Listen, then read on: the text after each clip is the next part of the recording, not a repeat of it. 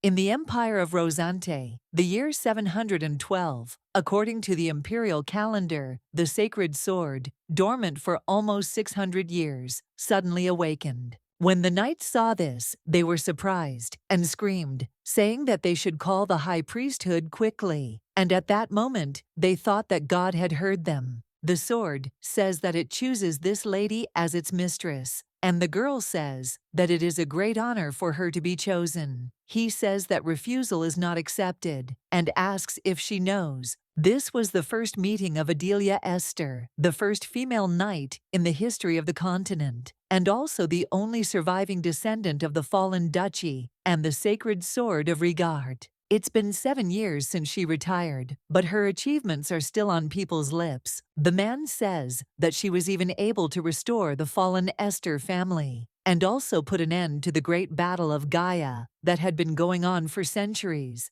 He believes that this girl is like a gift from heaven, and such miracles will never happen again. The main character says that it is clear to her. The surprised man asks what kind of tone this is, as if it is not about her. She says that it is a little embarrassing for her to hear such things from teacher Felsen. The girl suggests that it would be better to talk about the present. And then she says that they say that she has less than 6 months left. The man heard this and was surprised that he was tired from the chair. Barak reminds her that he always told her to think about her health, and then asks what is the point of advocacy and power if her health is not good. After all, he asked her to use the aura less often because her body can't handle it. Philo, crying out, asks if she is not at all embarrassed that her life will end this way. He tells her to just say so, and he will go around the world to find a solution. Adelia turns to the boys and says that a hero must remain a hero until the very end.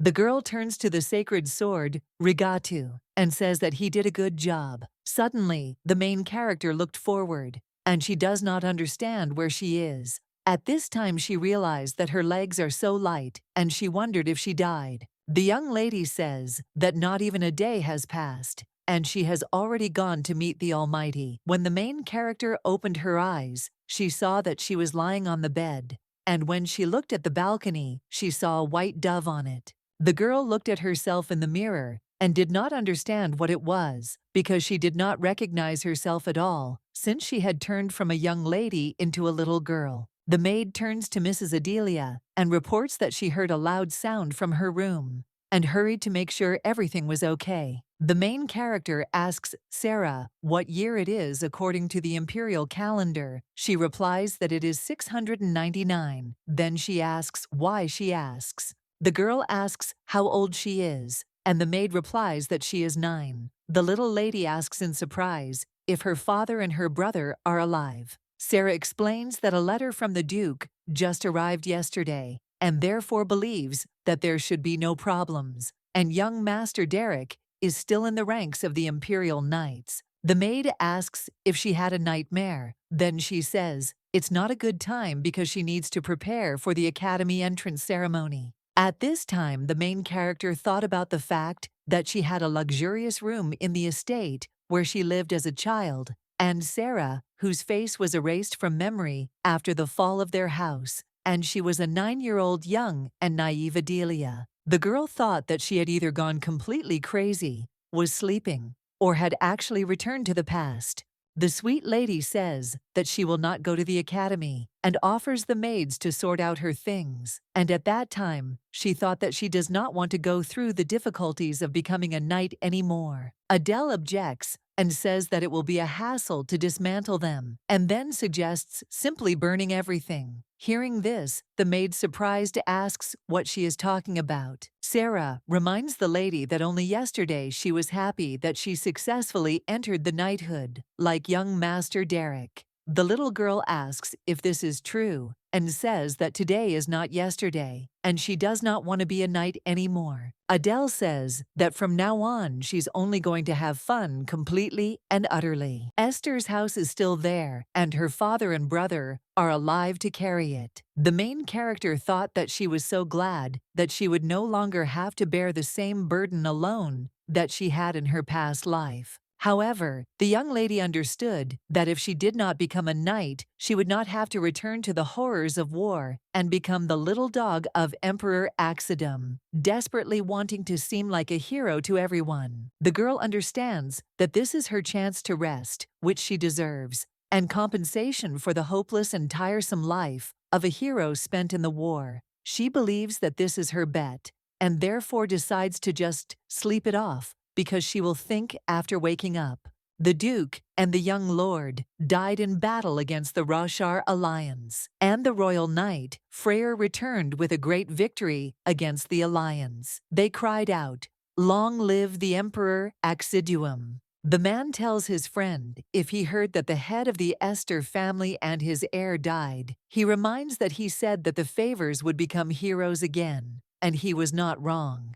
Poor young Mrs. Esther was left all alone. She watched as the knights cried out in admiration of the emperor. At this time, the doctor tells the maid that he gave her an antipyretic, and therefore the temperature will soon go away, and the young lady will be healthy again. Sarah, screaming, asks how soon it is, and then claims that she is already in pain, and therefore suggests doing something. The doctor calms the maid down. Young Mr. Derek reports that no one wrote to him that Adelia was ill. Sarah was surprised when she saw the gentleman, and then explained that the young lady had simply been saying strange things in the morning, and then she had been overcome by a fever. He asked if she had said that she would not go to the academy. Derek turns to his sister and says that her brother is here, and therefore suggests that she open her eyes. He says that if the temperature goes down, he will buy her all the pudding from 3rd Street and even drop by Lemular for plum ice cream. At this time, the main character thought about what this aura was. The man turns to his lordship and asks what he will do. Hero of the War of Empires, Rosiante, Theos. Esther reports that she said she doesn't want to go to the academy. The guy says that as far as he knows, many nobles and citizens of the empire are keeping a close eye on Esther's house. There was a lot of talk when she said that she intended to take the knight's exams, even though she was a woman, and he thinks that if the girl gives up, now the rumors will only increase. The gentleman turns to Warren and says that he will end the war in a week and return. Hearing this, the guy asks in surprise why he is dragging it out for 6 months. The gentleman says that objections are not accepted. The brother turns to his sister and asks if she can hear him. He touches her head and says that the fever has gone down. The little lady was happy when she saw the guy. He says that her brother is worried about her. Adele asks in surprise how he got here so quickly, but suddenly her head hurts and she screams. He asks if she is okay. The girl explains that she still feels pain, but she is indeed alive. At this time, the main character remembered that her brother told her that he would soon return. Although this is a war, but he believes that there is no threat. And he also suggested that she eat well and not skip breakfast. The young lady pounced on her brother and hugged him tightly. He asks the maid in surprise if they can call Reynold again. The main character thought that this time she would save her dad and brother and would not allow her family to go through the same sorrows again. The sister tells the guy that she is so glad that he is back, and at that time, she thought that it is enough that he is here. Adelia remembers that he was always a good brother, but not so clingy. After all, the guy made sure every morning that his sister tried well, and even fed her with a spoon when necessary. Derek, watching his sister, thought that she had become so sweet after her illness, and simply considered her adorable. The young gentleman reports that Dad wrote that he arrived earlier than expected. The girl thought that it would take a long time to get to the very south of Chartos, and she knows that the war will drag on anyway. Adelia asks her brother if he was the one who said it would take a long time. He replies that he must have been the one who was sympathizing with her because she didn't want to go to the academy. After all, her father is trying his best to finish there and return as soon as possible, which is why he is so worried about her. Hearing this, the young lady thought that the war was more important to her father than her birthday, and she understands that she is no longer a silly little girl to believe in this sweet lie. Derek asks, how about a little sparring like usual? She says she ate too much and doesn't feel like moving. The brother claims that she herself always demanded sparring and asks if now she says that she is lazy because she has overeaten. She answers that she does not feel like it and asks if it is clear to him, and then claims that she is 9 years old and she can. The young gentleman says that he will then go and run away to the knights. The little girl suggests that he return quickly. He agrees with her and promises to return quickly. When Adelia went out onto the balcony and looked at her garden, she thought that this was a blessing. She understands that the peaceful days will end as soon as she turns 12. Within 2 years, the current Emperor Kendrick will die, and following his will, the throne will be taken not by the Crown Prince, Karzes, but by Duke Axidum. The main character understands that then there will be a war with Roshar, in which the Esters will fall, having decided at once both the head of the family and his heir. And she understands that even if she herself goes to war instead of them, it is suicide without an aura and a holy sword. The lady thought that it would be great if her father could return earlier. Adelia saw a carriage driving to their yard. She wondered who could be there and whether her father could return so early. When the carriage drove closer, the girl realized that it was a carriage from the Rose Hill house, and a girl named Caroline was sitting there. The guest drinks tea and says that it has a wonderful aroma. Caroline Rose Hill, Derek's fiancée, the eldest daughter of the Marchioness of Rose Hill. Adelia tells the bride that she knew she would like the flower tea. Then she tells her that the cookies are from her favorite shop Larton's, and she didn't serve the pudding because she wasn't sure she liked them, and asks how she feels about them. Caroline says that she apologizes for the illegal visit, and then says that if she had known that Derek had already left, she would have turned around at the gate. The main character says that she does not blame her for anything. Hearing this, Caroline asks in surprise what she is talking about, since she always knew that she hates her. The girl remembered the conversation she had overheard about Caroline suggesting that her brother think carefully, because marrying the Marquise's daughter was much more promising than marrying any other noble lady. After all, she would receive the status of a duchess, and Esther's house would receive exclusive rights to the northern mines. Adelia understood that Caroline just wanted the position of duchess, and she did not love her brother, and she remembers how she tortured her for this, and she learned about her true feelings only after Derek died. Caroline turns to Derek's sister, who died, and says that she is personally investigating this case, and suggests that she not give up, but wait a little longer. After all, back then she believed that the death of these people could not have been so senseless.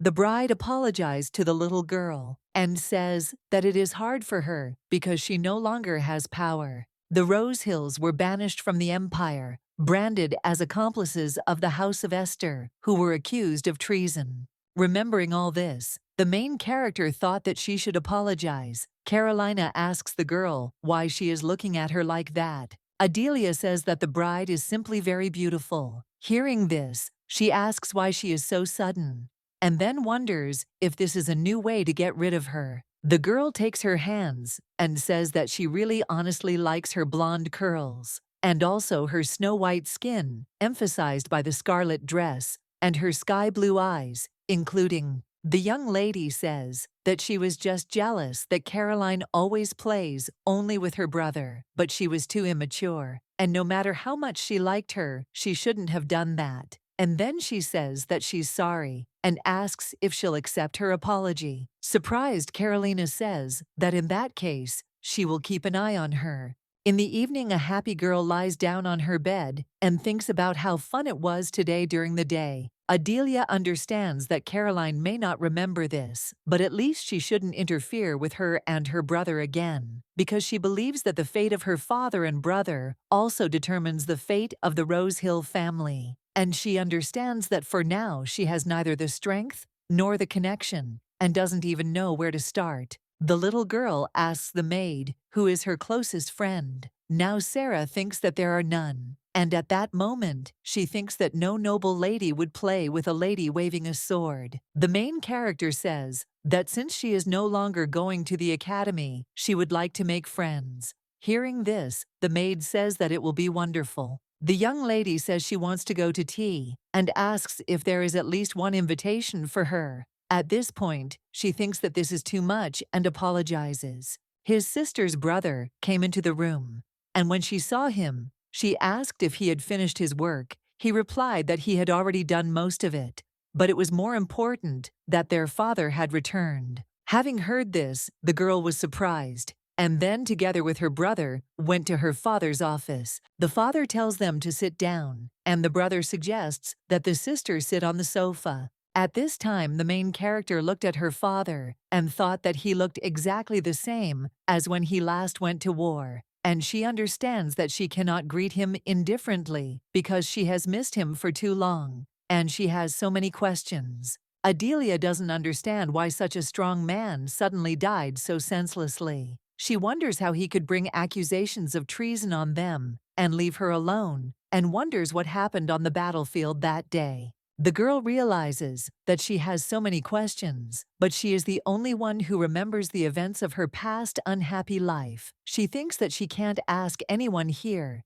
and there is no one to answer her. The daughter tells her father that she is really glad that he returned safe and sound. The head of the family asks if she wants to withdraw her application to the academy. The girl replies that it is her decision. Her father claims that it is a great honor to be admitted to the Vientiola Academy. She replies that she knows. The Imperial Academy of Knights of Vientiola, despite its long history of enrolling a 9-year-old girl among the applicants, was the first time and the emperor personally gave his consent after much deliberation. Father says that this was a one-off admission, considered on a personal basis, and to cancel it, she will have to obtain the consent of His Majesty personally. The young lady replies that she is ready for this. Adelia tells her father that he wanted to return so quickly that he even ended the war in the shortest possible time. And then she claims that her decision will not change, and she will not go to the academy. The head of the family reports that the reason he returned so quickly and asks his daughter if she is better now. She assures that everything is fine now.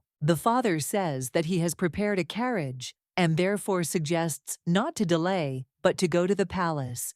Hearing this, the girl was surprised because she did not even imagine that it would be so simple. The head of the family asks if she doesn't mind, and then says that it's quite chilly early in the morning, and therefore suggests that she dress nicely and go down because this will be her first meeting with the emperor. The girl thought that in her past life, she only learned about his death while she was studying at the academy.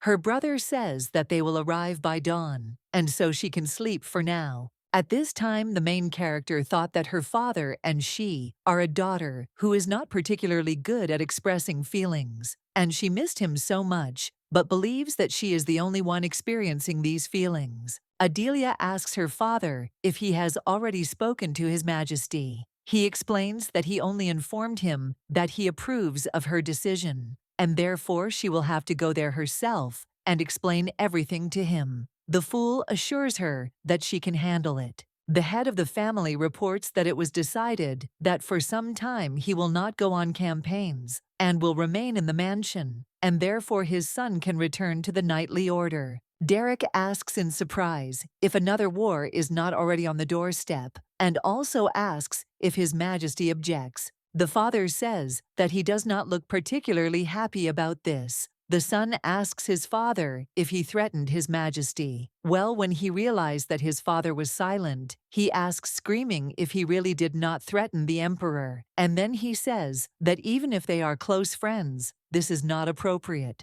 The father replies that nothing like that, and the son asks again if it's true. When the main character came to the emperor, he said that she was the young star of the Esther family, about whom he had heard so much. The main character says that she is Adelia, daughter of the House of Esther, welcomes the son of the Empire of Rosionette. The emperor invites the girl to stand up, and when she raised her head, she realized that this man is Emperor Kendrick. The girl thought that she and the crown prince were very similar, and it was not surprising. He reminded her of that guy when they were still knights. The emperor asks the young lady what she is thinking about so much. She explains that she is simply nervous because it is her first time meeting His Majesty. The emperor tells her not to be nervous, as he did not call her to discuss something grandiose. Then he asks that her decision to withdraw her application to the academy has not changed. Adelia replies that it hasn't changed.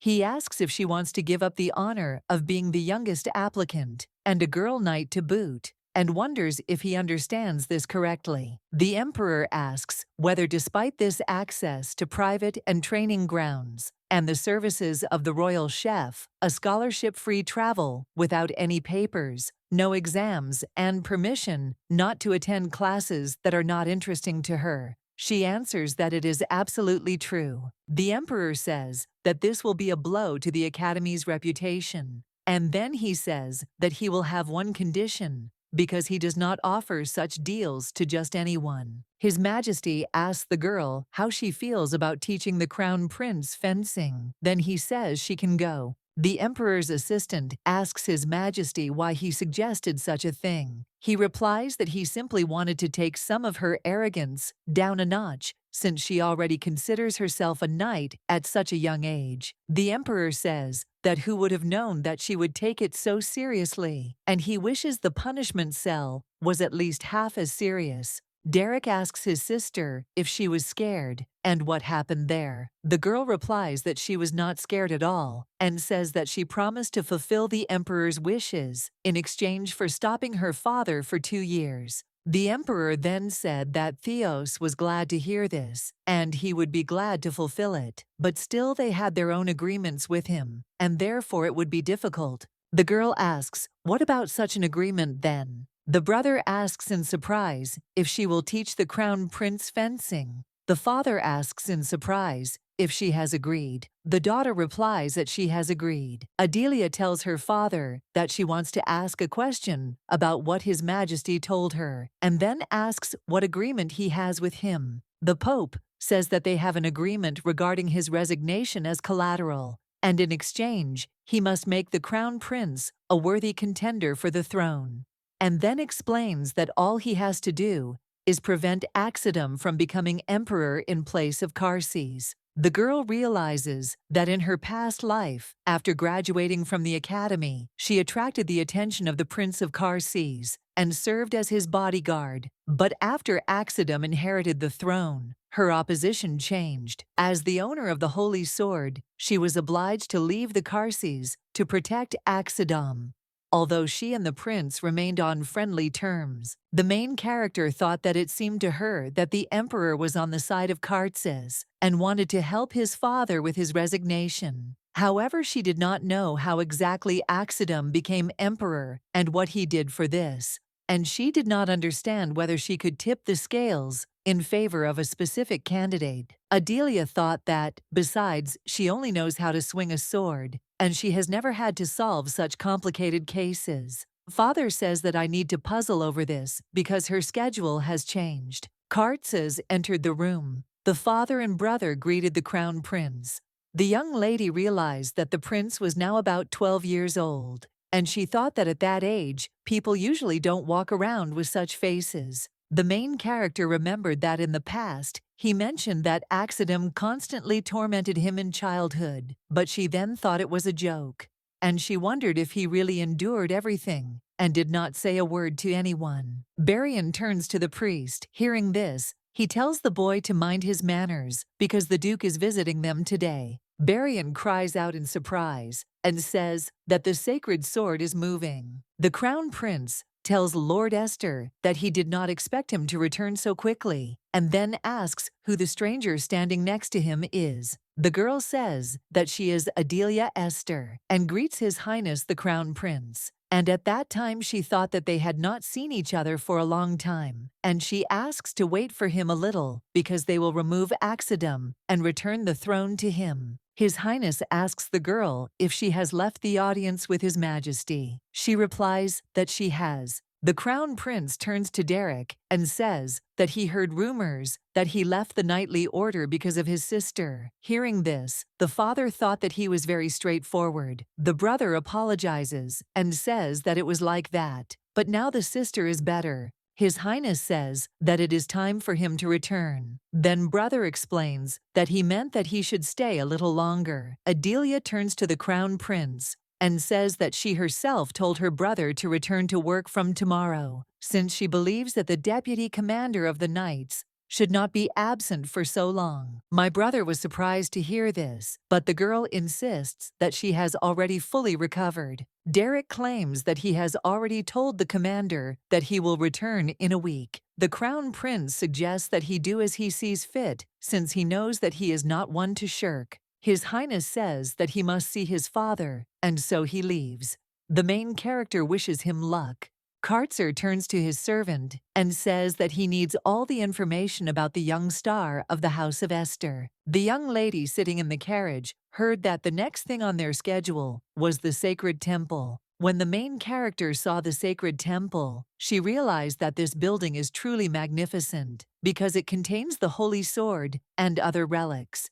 And she also knows that their family regularly donates money to the temple, and that is why they have a special trip today. Adelia understands that the sacred sword is a problem, but thinks that everything should be fine considering that Rhaegar is still dormant, and she does not understand what could go wrong. The priest showed them the room where the sacred sword rests. He says that if you look there, you will see it. But suddenly the sword lit up, and the main character thought that something might happen after all. The priest screams and says that the sacred sword has awakened and is floating in the air. At this time, Adelia does not understand why he woke up so early and why he immediately recognized her, and she wonders why the events are so different from her past life. The main character thinks she needs to run, and then she turns around to leave. Sword asks his sister where she is going, and then asks her not to leave him. He says that she has shrunk, but she is definitely his sister, and only she can hear his voice.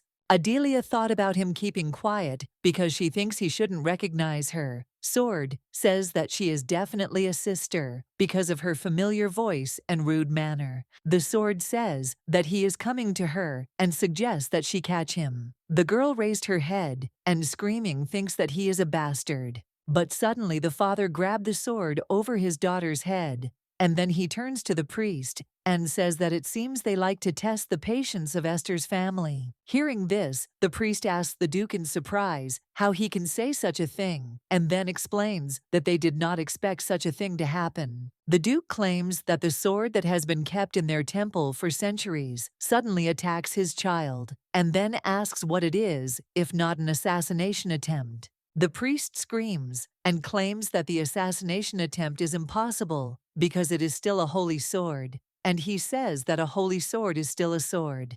Mr. Esther says he will demand an explanation for what happened. Then he tells his children that they are leaving. The priest tells the archbishop to finish his pilgrimage and sort this out, as he thinks it's a disaster. Then he tells his subjects to clean up the sanctuary. Suddenly, the priest saw that the sword was missing. He screamed and ordered that the sacred sword be found. In the evening, the brother puts his sister to bed and asks if she is in pain anywhere. He also asks if he should call a doctor. The little lady says that she is in pain, and then asks what is wrong with Dad. The brother says that he hurried to his office, grumbling that he has a lot of work. Derek suggests Adele to have a good rest. When the brother left, the main character suddenly saw a medallion in her hands. He turns to his sister and says that he knew that she had not forgotten him, and then explains that as soon as he came to his senses, he immediately felt that the flow of time had turned back.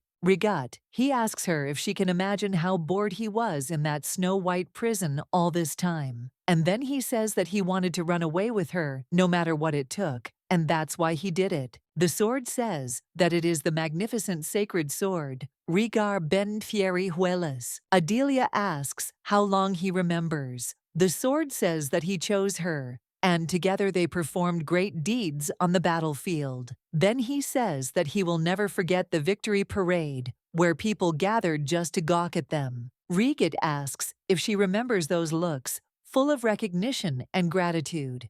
He says that even children ran out to shower them with flowers. The main character reports that she died. The sword says that he knows it. The girl explains that she thought she would die on the battlefield, left alone. Sword asks in surprise if she really remembers everything. He asks if she really missed him's sister and wonders if she was going to leave him there. Adelia took the sword in her hands and then agrees with him and suggests trying in this life too. The girl says that he absolutely must not attract attention and must not show his aura. He says that heroes are always in the spotlight.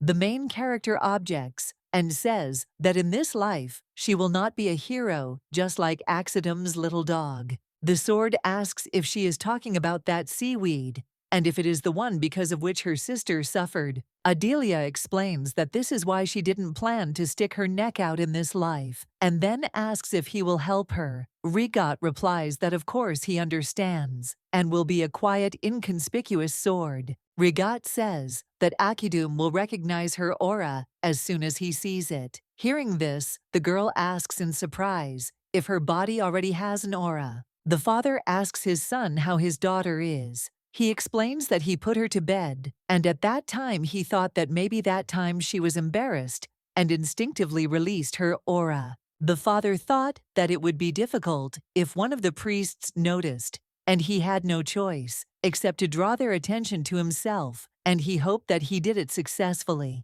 The head of the family says that they will discuss the rest when the daughter wakes up. Derek announces that he is going to be away for a while. His father asks where he is going at such an hour. The son explains that on the 3rd Street in the Demi-North, they sell puddings that Adelia loves. He says that there is a rather popular shop there, so he would like to go to the opening and stock up on goodies. Theos asks why the heir to the duchy should go there personally, and then tells him to order the servants to do it and stay with Adelia. The son says that he is right, and then turns to his father and suggests that he rest. The gentleman turns to the butler and tells him to prepare a carriage for him. At this time, the main character thought that these incredible creatures had always been in her body, and she did not understand why she had not noticed them before. Adelia ponders that it is impossible that her father and brother, who wields aura, would not have sensed them. And she remembers that maybe her brother put her to sleep with aura that time. The girl believes that if the pain she felt immediately upon returning was due to the rapid separation of the aura, then now it is clear to her that she was caught, and they already know everything. The main character thinks about the fact that she will have to live on the brink of death again, and she understands that since this is how it turned out, there is no point in living further as an ordinary aristocrat, and she wondered if she would be taken to the battlefield. The young lady believes that she must learn to control her aura. After all, she should not allow it to leave her body without his permission. Adelia understands that she has a poor idea of how to do this, and says that she is still a pain in the ass, and it was not enough for her, and also the aura causes trouble. Sword claims that they can neither remove nor lock her, and this is true. He asks what is wrong, and wonders if he said something wrong again. The main character suggests that he collect and lock the unstable aura back into the ball. She explains that the method of creating the ball is quite simple in itself, and all that needs to be done is to collect and condense the aura in his own heart, withstanding its heat. Regat asks, in surprise, why she did not create such balls in her past life. She answers that in adulthood, she was no longer able to weave balls of aura. The main character remembers that Barak explained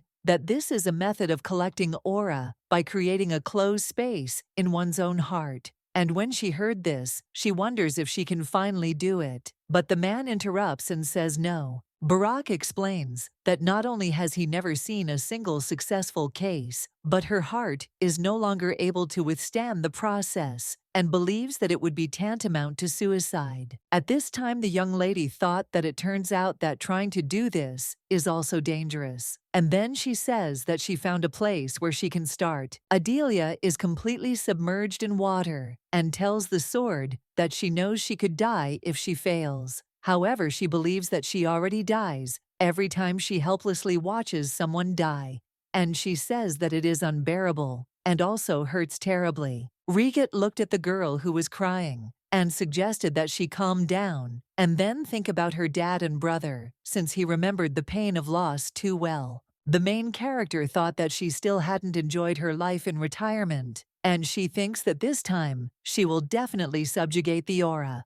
Rigat looked at the girl in surprise, who had been underwater all this time, and asked what would happen if she died. He said that he no longer wanted to return to the snow-white prison, and asked her not to die, and he begged her about it. Hearing this, the main character smiled, and then asked what he said. Sword explains that he thought she was dying. She wonders if he wants to screw off as soon as she kicks the bucket. Rigat explains that this is not what he wanted to say at that moment, and he asks what happened there. Adelia asks if he realized by looking at her that she is still alive, and then says that she almost died again. The girl, surprised, tells her friend to look there because the Duke of Esther's son is there. The girl says that it is true because he sometimes appears on the Street of Sweets. A friend says that this is the first time she's seen him in person, and she's wondering why Lady Rosehill is hanging on him. At this time, the young gentleman thought that no matter what Father Adele said, he would want to eat,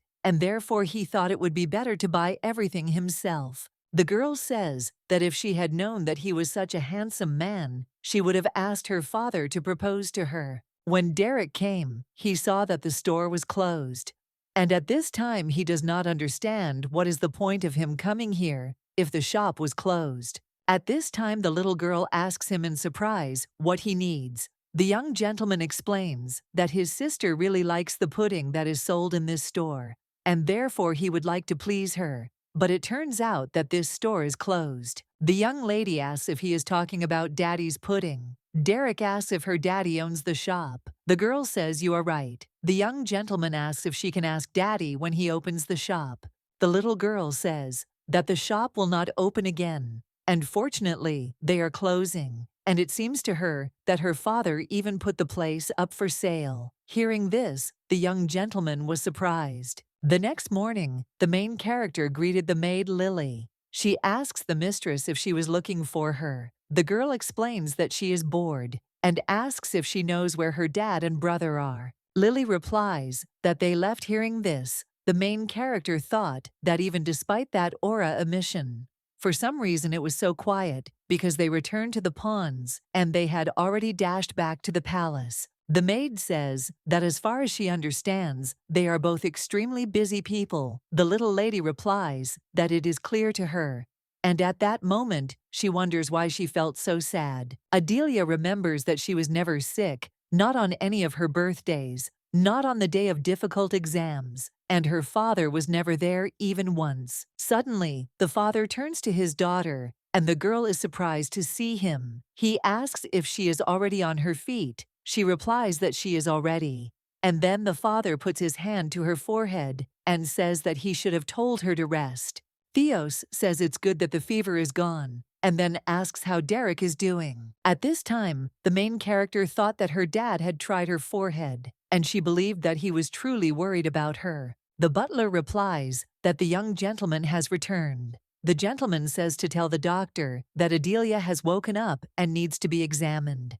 Hearing this, the girl assures that she is indeed fine. The young lady looked at the man standing behind her father and thought that he looked familiar. The father explains that they only hired this man today for Esther's mansion. The stranger takes off his capes and turns to the girl and says that he and Milady haven't seen each other for a long time. Adelia remembered that this was the man from Delon's Sweet Fudge of Joy. The next morning, the chef prepared the custard pudding that the young lady loves so much. He says he is also proud of the cheesecake with raspberry syrup, but this is one of his favorite desserts. Adelia eats dessert and says with pleasure that it is delicious. The main character remembers that the candy store was closed as a result of the hardships of war, and she realizes that she is trying Delon's pudding for the first time since her past life. The young lady asks the cook how he remembers what desserts she likes, He asks how he could forget, since she praised his puddings so many times when she came. The cook says that he heard that young Master Derek even visited him, and says that he lost time because of him. Derek objects and explains that he is grateful to him for joining the Duke's close-knit family. The cook turns to his lordship and says that he is a hero of the Empire and someone he admires, and then asks how he could refuse. At this time, the main character thought that they both don't like sweets, and now they are calmly eating them. Adelia reflects on the fact that she knew Delon was the best chef, and then she realized that she simply told her father that it was her favorite pudding, and he even brought a chef to them. And she remembered that, however, he always said that whoever wants to reach the top looks at the forest as a whole, and not at the trees under his nose. The young lady thinks that her father definitely thinks differently, and she thinks that he is incredible. Suddenly, the girl wondered why her dad was looking at her like that, and she guessed that he probably thought that bringing the chef was a dirty move. A week later, Duke Esther bought a whole pudding shop for his daughter. The maid explains that such rumors have been circulating lately. Adelia asks Lily if she is serious or just encouraging her. She replies that it is true. The young lady thought that if you think about it like that, it is quite hard to believe that the Duke of Esther personally went to buy puddings. The young lady thought that maybe he really hired Delon because of her. She says that she wants to eat pudding, and the maid asks why, so suddenly. The girl overheard the maids talking about how the Duke was not going to leave the mansion anytime soon, and everyone was saying that this was the first time he had stayed at home for so long. The main character thought that she was hearing about this for the first time, and she realized that he had already returned from the front a week ago, and she thought that he would run back as soon as he settled all the matters with the cancellation of admission. The little girl wondered if it was because of her aura. The maid will say that he also ordered to prepare for the banquet that was previously forbidden. The maid says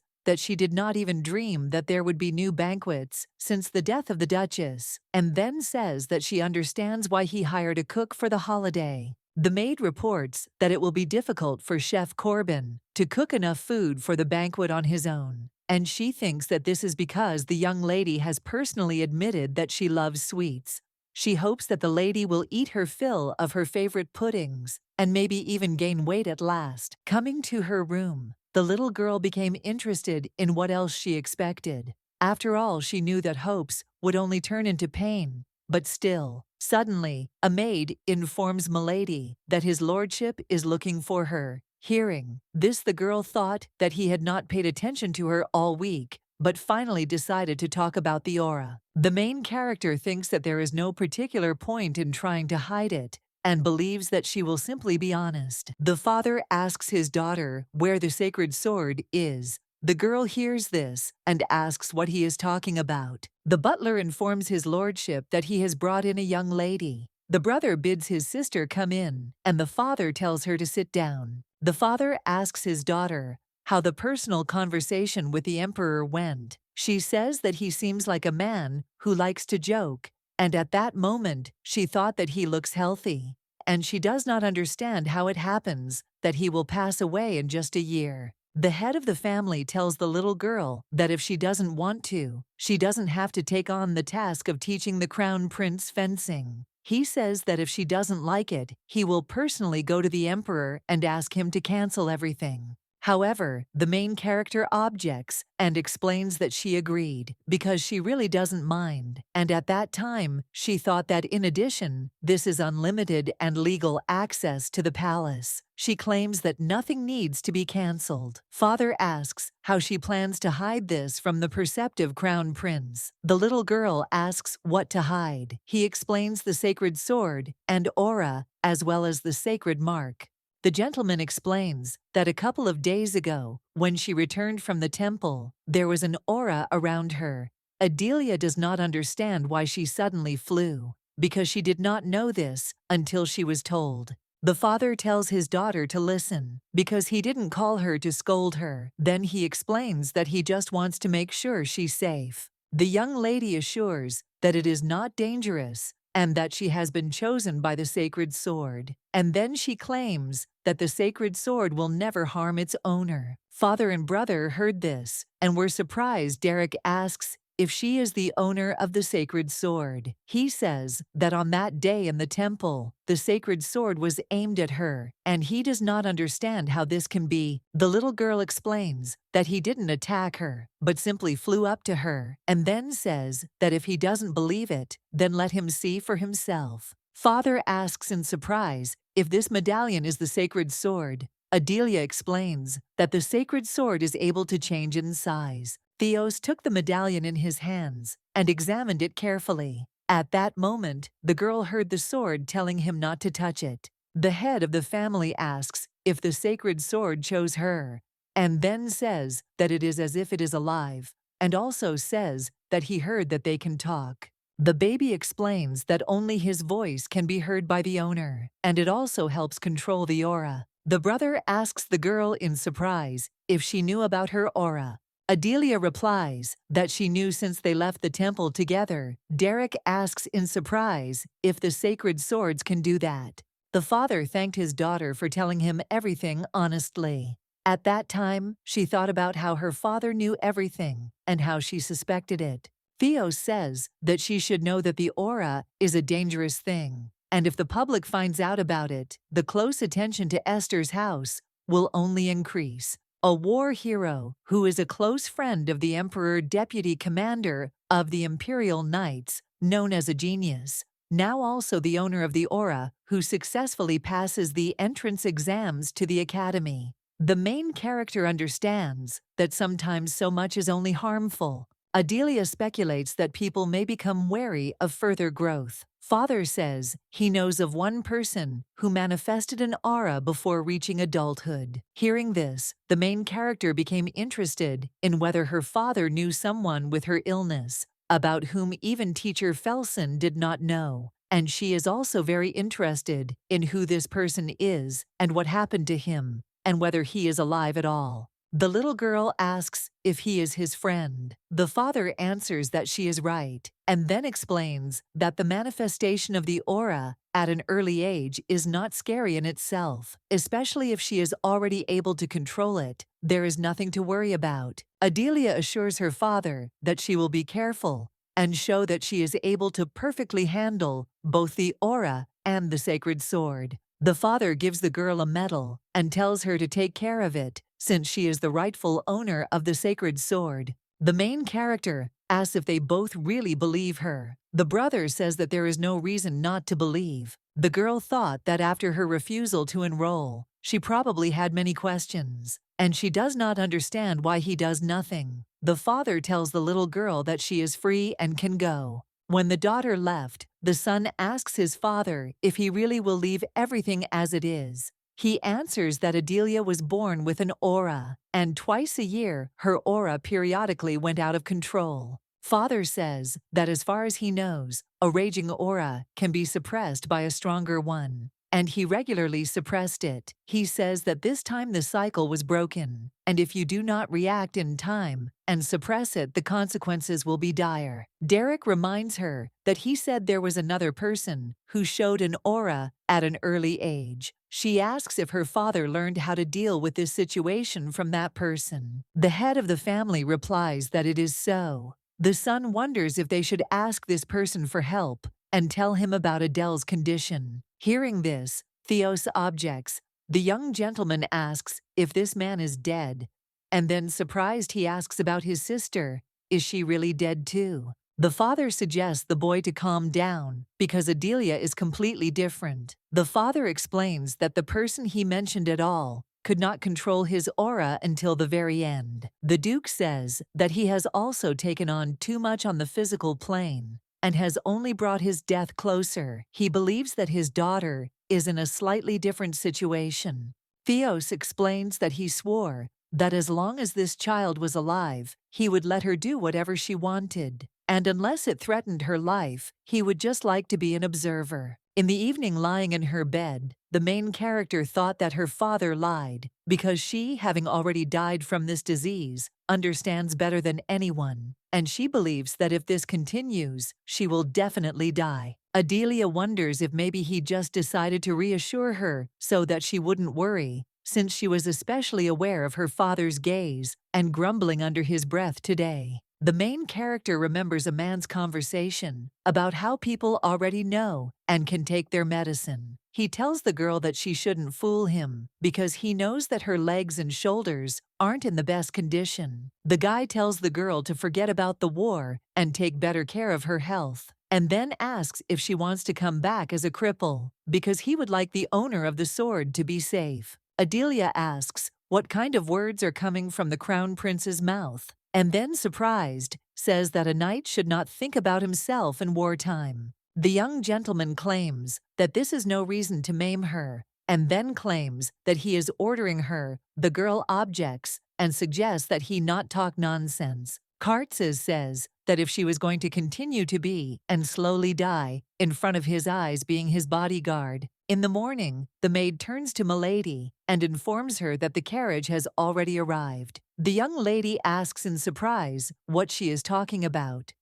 Lily replies that there is no time to explain. The maid reports that His Highness the Crown Prince sent a carriage for her from the palace. When Adelia arrived at the castle, a man met her. He asks the lady if she got there okay, and then he says that his name is Ludd, and he is the assistant of His Highness the Crown Prince. The main character greeted him and then asked if this was not their first meeting. She reminded him that they had recently met in the palace hall. Layud objects and says that this is officially the first meeting because then he did not greet her or introduce himself. Hearing this, the young lady thought that, as expected from Luda, she recalls that even being the crown prince's bodyguard, she could not immediately find an approach to this man. The assistant invites the lady to follow him, since His Highness is already waiting for her. Adelia thought that if she had simply withdrawn her application to the academy and lived quietly on, it would have been hard to see all this, as any child growing up in isolation.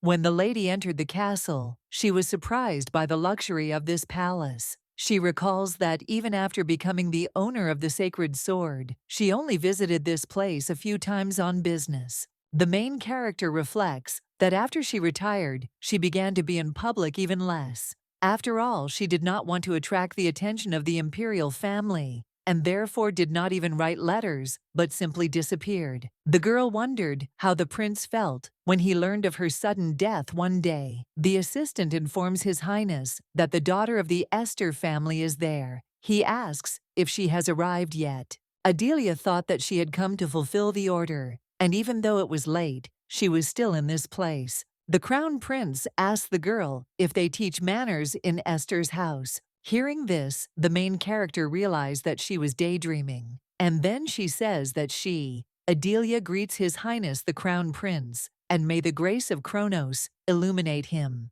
Kartzes asks the lady if she is his sparring partner for today. She replies that she is, as His Majesty gave her such an order. The Crown Prince says that he did not give his consent to this, but he is interested in what she is like in action. He says that she is wearing a dress and does not even have a sword with her. Hearing this, the main character thought that she was so anxiously awaiting the meeting with the prince that she forgot about everything else. And the little girl understands that however given her current age, his reactions are normal, as is his suspicion, because she is the only one who remembers the past. Adelia says that he is right in his observation, because she understands that she looks so-so, and then claims that she is indeed a capable knight, who like him is a deeply dowered son and heir to the Rosian Empire. The young lady asks if he wants to test her. His Highness takes the sword and gives it to the girl, and then says that she can keep it if she doesn't mind. At this time, the main character thought that she had already crossed swords with him hundreds of times. Kartzer says that she has a good stance.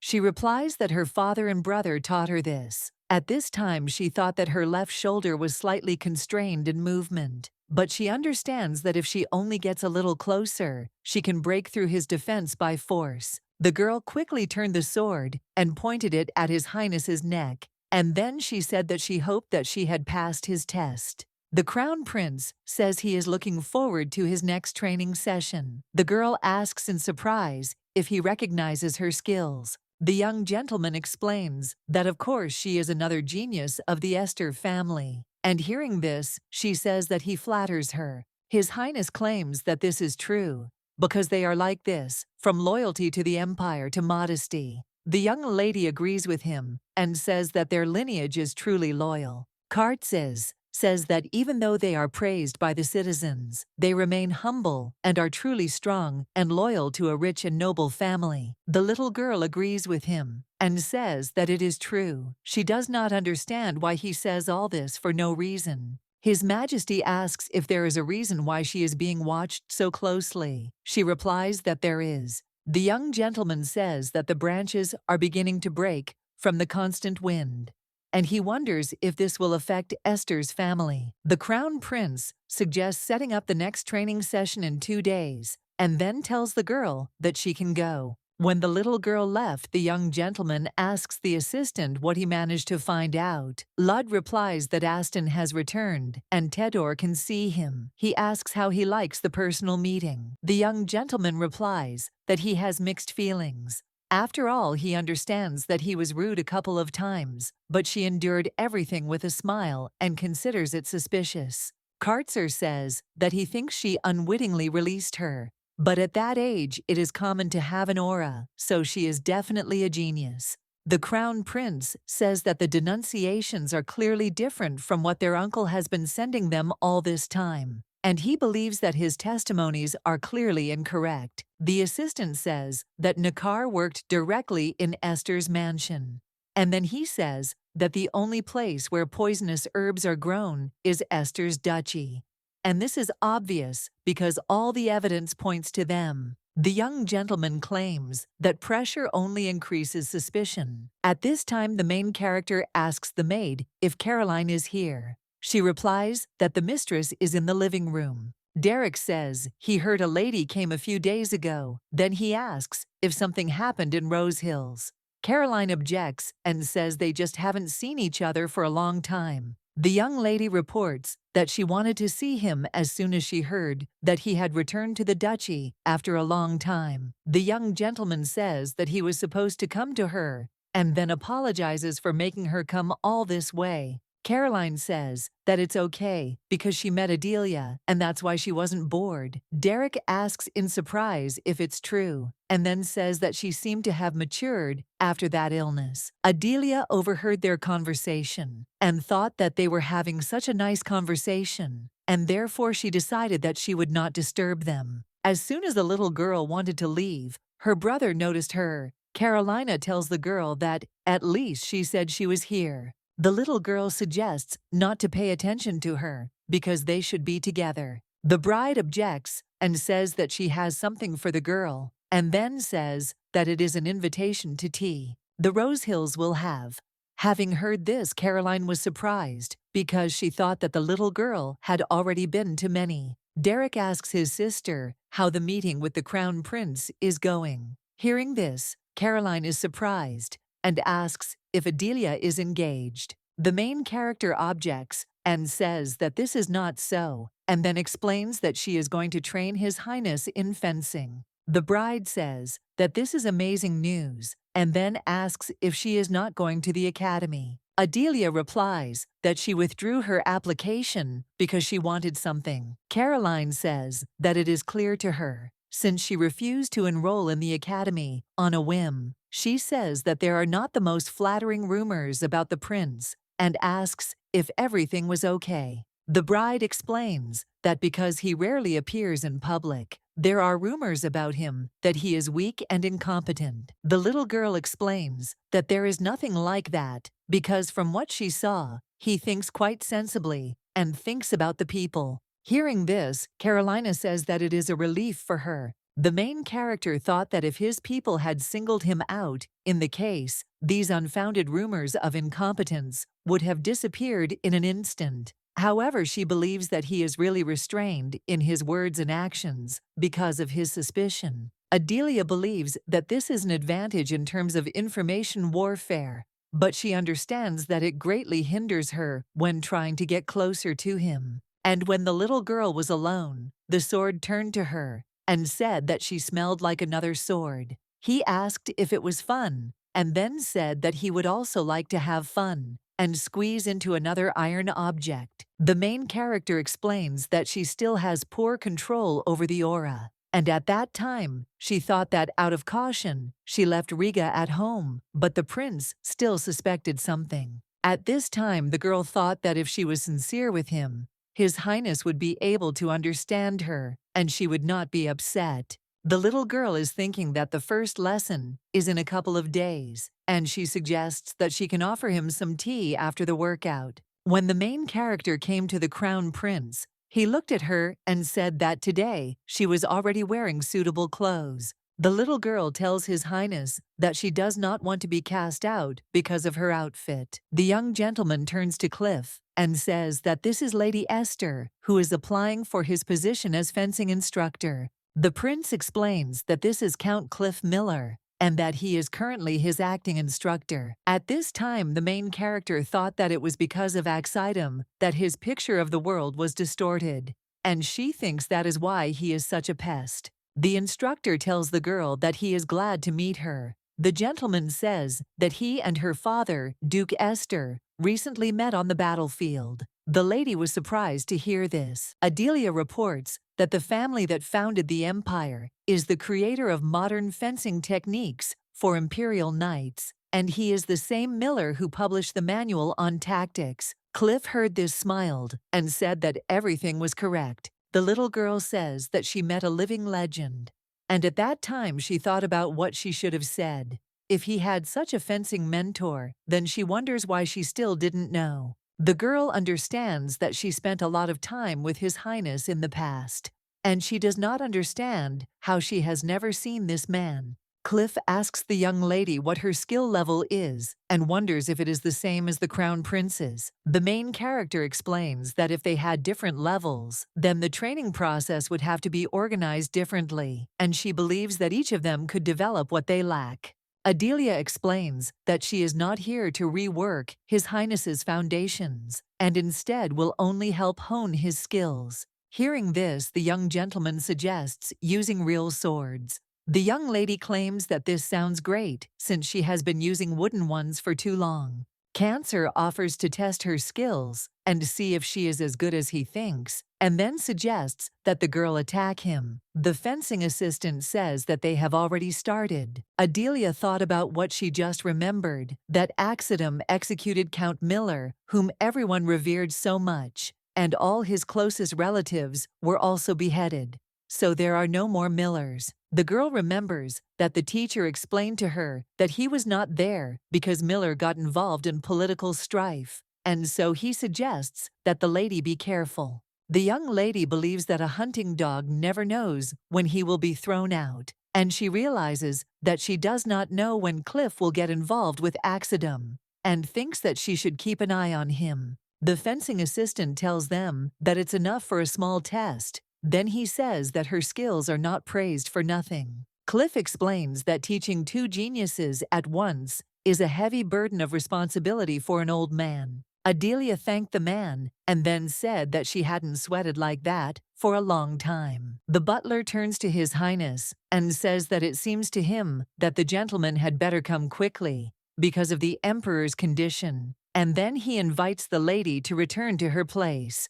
Karses tells the lady that they will see each other in the next lesson, and then leaves. At this time, the main character thought that she understood his feelings well, since she had experienced the bitterness of losing her entire family and complete loneliness on her own skin. The little girl understands what he is going through and how he worries, and that is why she thinks she knows how to support him. But she knows even better that she cannot share her knowledge with anyone. Adelia knows that she herself needs to protect many people, but she doesn't understand why it hurts so much. When the girl turned 10 years old, her father and brother congratulated her on this holiday. The head of the family asks the girl that if she wishes he will organize a big celebration. Adele replies that it is her birthday, and therefore she would like to spend it with her family, since they have not gotten together for so long. The young lady thought that she had no one else to call anyway, and when she ate a piece of cake, she realized that it was very tasty, as always, but as if it had become even tastier in the last couple of days.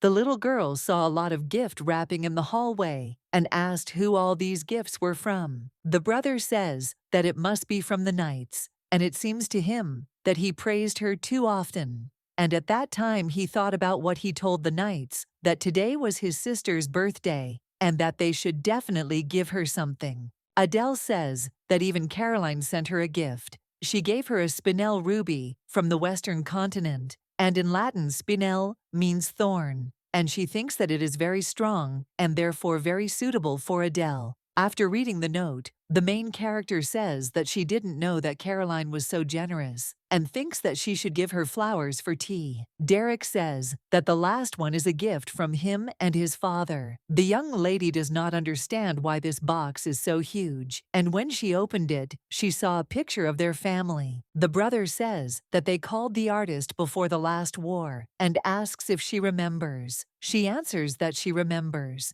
Derek says it took a long time because they also asked for smaller versions for each room. Adelia thanked them and then said that she would treasure this painting. Father says that thank God, and he promises that next year he will definitely arrange a big celebration in her honor. At this time, the main character thought that she was growing up, and this only meant that the war was also approaching. And now it was only about 2 years away. Adelia understands that if she wants to protect their happiness, then this is not the time for her to rest. The maid asks the mistress if she wants to wear the same training suit as last time, and then she says that she has received a letter from the palace, and the main character tells the maid to prepare her cloak because it might be chilly tomorrow. Sword turns to his sister and asks why she is going out, and then says that since the training ended early, she could go home and rest. The young lady thought that she needed to go to Grizel's guild, where she usually practiced for information. After all, His Majesty's condition was deteriorating faster than she expected, and the reasons were still unknown to her. The little girl thinks that if she who knows the future doesn't take the situation into her own hands, then she wonders who can do it, and she understands that she will have to postpone her resignation for now. Rigart tells his sister that he remembered it was Grizel's guild and asks if it is true. She replies that it is true and then knocks on the door. The young lady doesn't understand why no one comes out and thinks that maybe the password is wrong. And then she knocks because she is sure that the password is correct. She thought that maybe they are closed or gone. Adelia suddenly remembered that on days when the black market or arena opens, the guild is usually closed, and she doesn't understand what to do because an opportunity like today may not present itself again. The sword asks if they should run away at night. The main character thought that while her brother and father were in the mansion, the risk of being caught was too great, and she wondered what she would tell them if she was caught. Rhaegar says that he understands and suggests looking for another guild. Adelia believes that if you go to competitors, it should be a place where the information network is much better established, since the local guild master, although a dark horse, is almost impossible to find an expert better than him. The sword says that she is right and suggests going to the arena. The girl says that it is a good idea because she understands that if they get there, they will surely find the guild master. Rigart asks in surprise if she is serious about going, and then says that he doesn't like it. However, he thinks that if they are lucky, they will even meet Barak.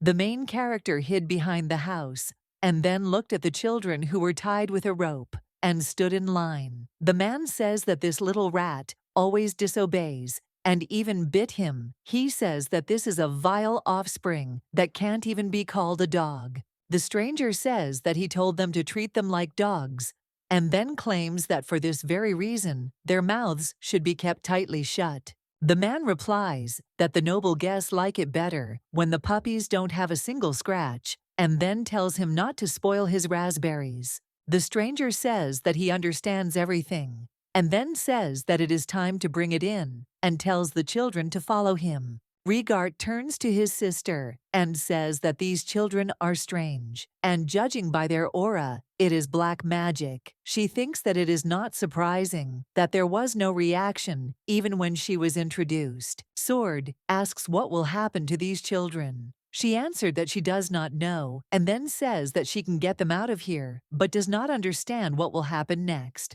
The main character reflects that she will not be able to take them all in, nor find a home for each of them. And she believes that for now, the most important thing is to save her own family. At this time, the action began in the arena. The man angrily says that he lost again because he thought that at least one would survive, and he understands that if at least one rat had survived, he would have recouped all his losses. The young lady thought that they were crazy, and the sword offers her to look straight ahead because there are still children behind bars. Adelia saw Barak, and at that moment thought that she did not expect to actually see him here. Rosian Empire's gladiator. Arena is a little different from other empires. Usually, adult slaves fight in the arena, but they use children to train the fighters. The young lady believes that this is a common massacre, and the victims are most often children from small wild tribes, and she understands that this only fuels the passion of aristocrats and lovers of easy money. The girl knows that the arena will be closed down through the efforts of the crown prince,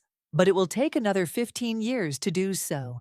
And until then, children continue to die, and even if they survive, they will live in fear for the rest of their days. Adelia knows that Barak will live in fear too. She thinks about getting him out of there. Sword asks how to do that since the next round is about to start, and then wonders if they are going to tear this place apart. The main character says that she will simply take the children out of there because she believes that it is enough that they survive. The girl understands that she cannot clear it yet, but she can cause chaos to delay the start of the fighting. The owner of the arena usually sits in the exclusive box for aristocrats, and the young lady thinks that Master Grizel is also somewhere there. She thinks that this may be the last day that Barak can see with both eyes. The doctor tells His Majesty that he will not last long because he has taken too much poison. The Emperor says that he understands that he must look pitiful. The doctor tells him that he needs to go, and then tells him that if he feels worse, he should let him know immediately, without delay. His Majesty says that this doctor is strict because he is new. The Duke says that this is good because he shows how much he cares about the condition and health of His Majesty. The Emperor says that the future Duke has grown a lot since their last meeting, and then says that he heard that he has already returned to the Knights, and therefore he hopes that everything went without problems. Derek objects and says that everything is business as usual, except that the Knights are complaining and want him to go back. His Majesty says that it is funny, and then asks how the Duke's daughter is, and he wonders if she is enjoying the training. Theos asks how she can tell whether she likes it or not after just a couple of lessons. His Majesty asks if his son has made any comments. Gertzak replies that he has not, and then asks if he has found out who else is behind this poisoning. The Emperor replies that he has not found out yet, but he does not think he should worry about it. The Duke says that they are leaving and suggests that His Majesty rest. At this time, Adelia dealt with one bandit. Sword asks why she used aura. The girl asks in surprise if he wants her to knock out a strong guy with just the strength of her little hands without a weapon. And then she says that she can't use one. The guard says that they checked, and there was no one there who possessed an aura. And when he saw a little girl, he screams and asks who she is, and suggests that he immediately throw down his sword. At this time, the main character thought that she had no choice, and then turned around and finished them off with her sword. Derek asks his father, no matter what His Majesty says, wouldn't it be better for them to investigate everything themselves? His father objects, and then says that he and His Majesty know who the criminal is, but he drank poison and fell into eternal sleep before he could tell them anything. The son asks if His Majesty lied. He replies that it would be better to keep him informed, and then reports that the culprit was His Majesty's previous physician, Neckar. Hearing this, the young gentleman thought that it was the same Neckar whom he had transferred to Esther's mansion several years ago. The vice-captain said there were many wounded everywhere, and all were too depressed to organize a proper send-off, and so the bodies were left as they were. The captain suggests moving quickly to avoid potential infection, and then says to share the spoils and help with the burial, since the duchy will cover the expenses. The man approaches the gentleman knight and says that thanks to him, he was able to say goodbye to his wife and son, and then thanked him with all his heart.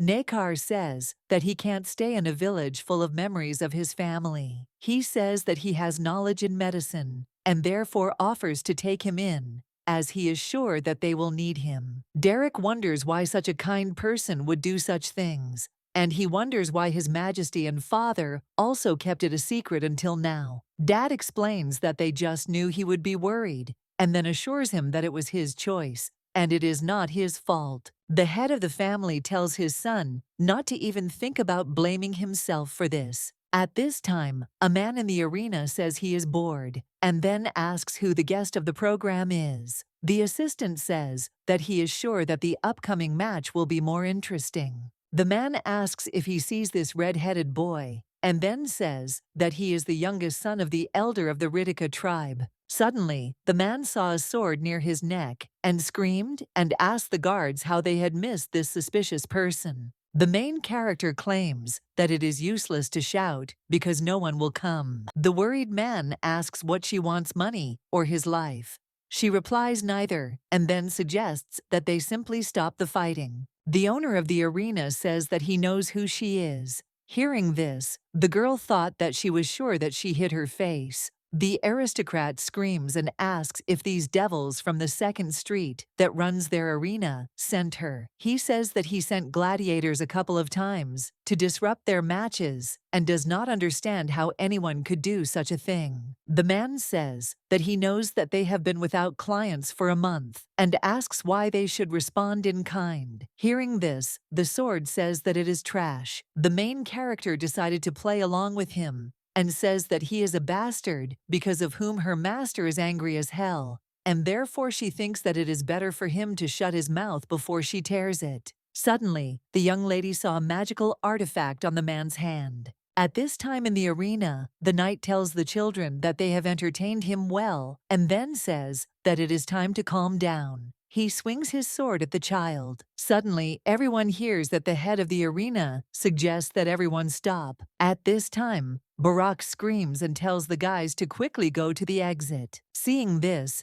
Adelia thought that she was racking her brains over how to get them out, but they figured it out themselves as expected from Barak. The nobleman asks the lady if she will finish him off. She says that her master wants to destroy this arena completely and utterly. The main character says that if she finds out that the matches have resumed and asks if he knows what will happen, then she says that this man should behave well if he doesn't want to meet her again. The head of the arena says that he understands everything and will close this case immediately. At this time, fights between visitors began in the arena. The young lady thought that all she had to do was make sure that the children got out, because she understood that the guards were not up to them now, and thought that it would be easy to do. Adelia turns to the guys and says that she knows she looks suspicious, but asks if they can at least listen to her. The young gentleman takes off his mask and asks in surprise if she not only caused a stir today, but also kidnapped the children. The girl assures His Highness that she is not guilty.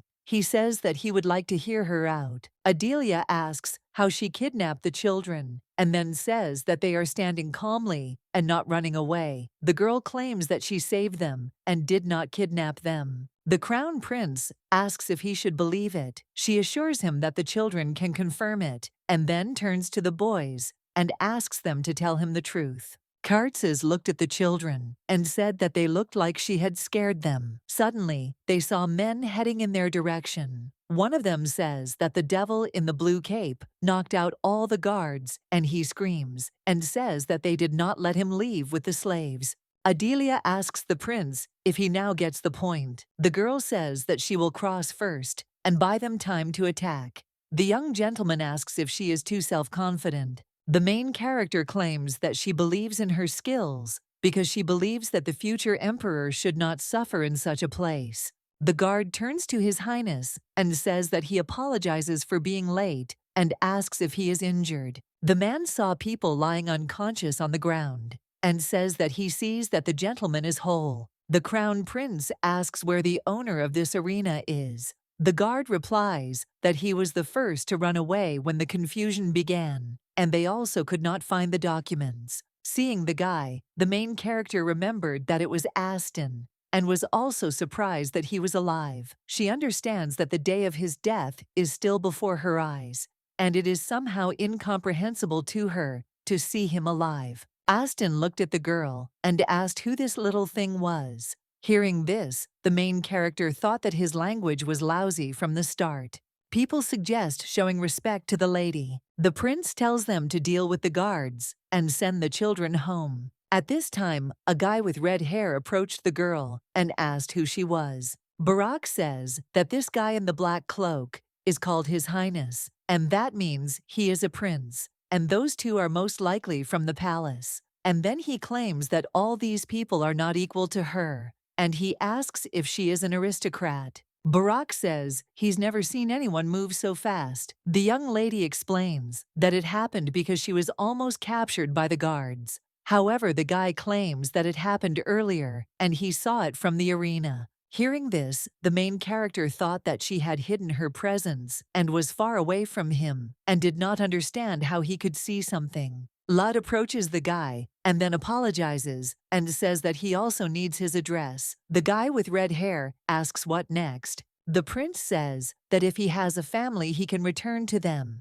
and if not, he will live comfortably in the royal shelter until he is adopted. Barack says he wants revenge, and then explains that his tribe was attacked and killed, and he was simply kidnapped. He doesn't know who is behind it, but wants to find them and get revenge. The guy says that he has nowhere to return to, and he cannot live in a shelter every day thinking about his murdered family. Adelia approaches His Highness and tells him that she wants to help this child because she believes that his combat sense and situational assessment are excellent, and thinks that if he is assigned to the guild, he will become an excellent informant. The main character says that if he had seen how this guy fought in the arena, he would have understood everything. The prince replies that he saw the guy escape, and then says that he is indeed impressive, and he agrees with that.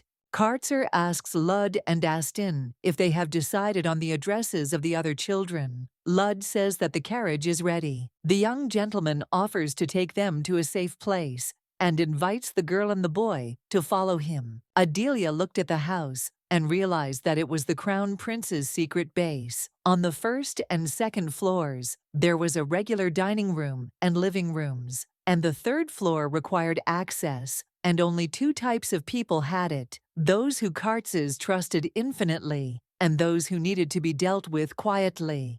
The young gentleman looked at the surprised girl and asked if she knew this place. She explained that she had once driven past this hotel. The prince asks the guy with red hair what his name is. He replies that it is Barak Therese. His Highness informs him that he will place him in the guild, and until then he will stay here. Hearing this, the guy is surprised and asks if it is really possible, and then thanks him and says that he will definitely repay his kindness. Adelia asks if she can go. He tells her to follow him. His Majesty says that he would like to offer her a drink, but does not know what she prefers. The girl says that she doesn't care, and at that moment, she thought that everything there was so familiar to her that she almost blurted out something unnecessary. The main character asks if he canceled training to visit the arena. The young gentleman explains that he did not know whether such an opportunity would present itself again,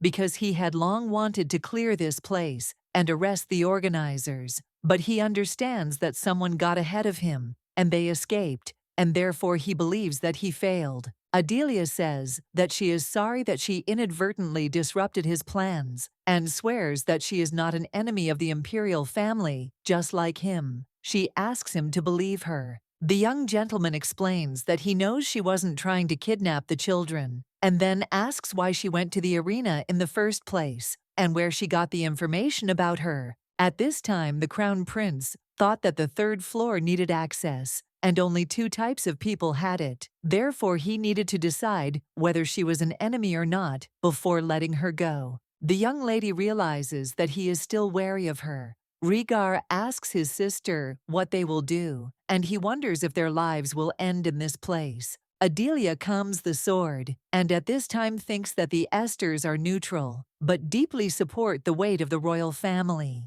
She understands that they will not dare to break these ties without solid evidence. The main character thinks that he is just trying to scare her. If she were a real child, she would have already trembled. Sword asks if there is really nothing to be afraid of. The girl believes that if she fails to dispel his suspicions, then no one knows how everything will turn out. However, she believes that this is unfair. The sword suggests that she say that they simply returned in time. The young lady imagines this situation and thinks that he might not believe it. However, she understands that, to be honest, this is a good strategy. Adelia asks if he thinks that she doesn't know what all Esters know. And at that moment, she thought that she would tell the truth, just not in its entirety. The girl says that she can reveal the source of her information as much as she wants, but without any idea as proof of her loyalty. The main character says that he can test her in any way because His Highness is wise,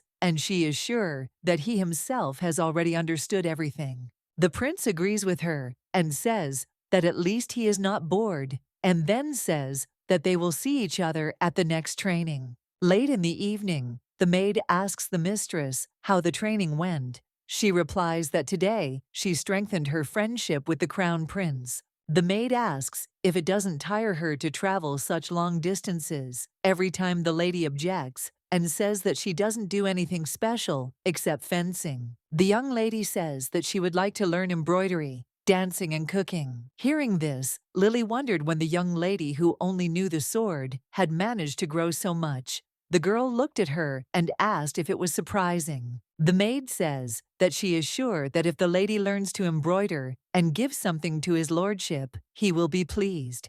And if she gets married one day, hearing this girl interrupted her screaming and objecting. Adelia thought that if her fiancé was a childhood friend from her native region, he would kill her just a year after their wedding. And then the main character claims that she wants to say that she will not accept just anyone as her spouse. She says that it must be a respectable gentleman with a good appearance and soul, educated wise skillfully, using both the sword and the word. The mistress claims that only such a noble man is worthy of marrying her. Hearing this, the maid says that she simply wishes that she never got married and asks if this is true. Lilia says that even if she is against it, she will still stay and serve her and suggests that she not worry. However, the main character understands that the future is full of unfortunate events, from people who faithfully served the empire and friends who shared life and death with her to her family. The young lady understands that even if they don't remember her as a hero, as long as she remembers, she has no right to turn away from them. Before going to bed, the girl prayed and asked the Almighty to let her sincerity reach the heart of His Highness. At the same time in Tedor, His Highness asks if there is any information from the cancellation of enrollment in her aura in this place. The assistant explains that he was unable to find out anything and then apologizes. Liud says that if this information has not been revealed, it means that the Esters are deliberately carefully hiding it. Cancer asks what about the incident at the temple. He replies that the investigation is still ongoing, but according to the testimony of the priest, Ginuel, it seems that Esthera had nothing to do with it. Lud says that they are lucky that the story of the sword's disappearance has not yet spread beyond the temple. However, he believes that when it does, it is only a matter of time. And if rumors spread among the masses, unrest will arise. The young master says that such a big matter as the disappearance of the sacred sword cannot be hidden for long, and he says that alas, he still has not learned anything about the princess that was not already known. Lud reminds her that he interrogated her yesterday. Cancer replies that he couldn't get anything important out of her, but given his suspiciousness, she probably didn't take action. The assistant asks if maybe she really is innocent. His Highness says that he hopes so, and understands that if he can get the Esters on his side, it will be a powerful card to help keep Freyer in check. However, he understands that, for the same reason, he cannot simply abandon his suspicions. Punisher understands that he cannot allow a sharp sword to be pointed at him in the rear, and he believes that one day he will be able to completely rid himself of suspicion. The next day, Adele tells her brother that she wants to go and buy a dress for the tea party. However, he objects, and the girl assures him that she will take Aaron and Def with her as guards. The young gentleman says that she is only 10 years old, and 2 guards are not enough, and therefore he goes with her. Hearing this, the main character says that he himself was actually 10 when he first found himself on the battlefield. She doesn't understand why her dad and brother can do it, but she can't and asks about it. The young gentleman says that of course it is possible, but explains that Dad was walking arm in arm with Grandpa, and then asks if that is true. Def says they'll get a carriage ready. Derek realizes that since they're buying dresses, they'll definitely need a porter. Adelia asks in surprise how the heir to a duchy can be used as a porter. He explains that there aren't many porters as educated as he is. The young lady agrees with him and says that it is true, and thought that he had disrupted all her plans since she was planning to get into the guild today. The brother asks the girl if this is the first time they go somewhere together. She agrees with him and says that the weather is really cool. A short time later, they were already walking along the main street of the city. On the street, a woman approaches a vendor and asks if he is still selling souvenirs from last year's celebration of the founding of the empire. He asks her in response whether she came to buy or to ask questions. The seller says that today there will be both the emperor and the crown prince, and therefore he thinks that the souvenirs should be different, and asks the lady if she thinks the same. The woman claims that she was not at last year's Foundation Day festival, and therefore has no interest in whether the emperor is still alive. After hearing their conversation, the main character thought that they were discussing dangerous things. The seller says that, to be honest, he would like Duke Freyer to become the new emperor. He says that he even shook his hand when he came to inspect. As she was leaving, the woman wished the seller to sell everything. The young gentleman asks his sister where she is going. He is interested in what she wants to buy there. The girl replied that nothing and suggested that he go.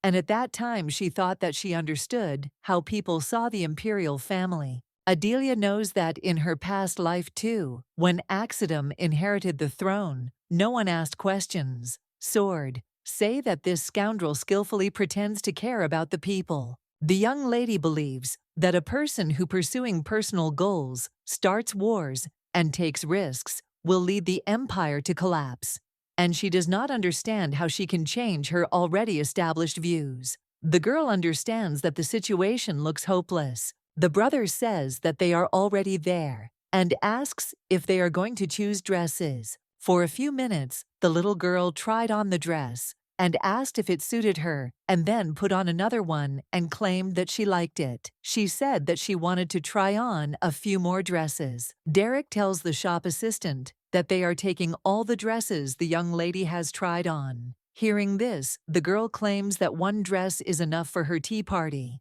The young gentleman objects and says, "No way." Then he says that she is growing up and will soon be attending many different events, and therefore he thinks that she needs more ready-made outfits.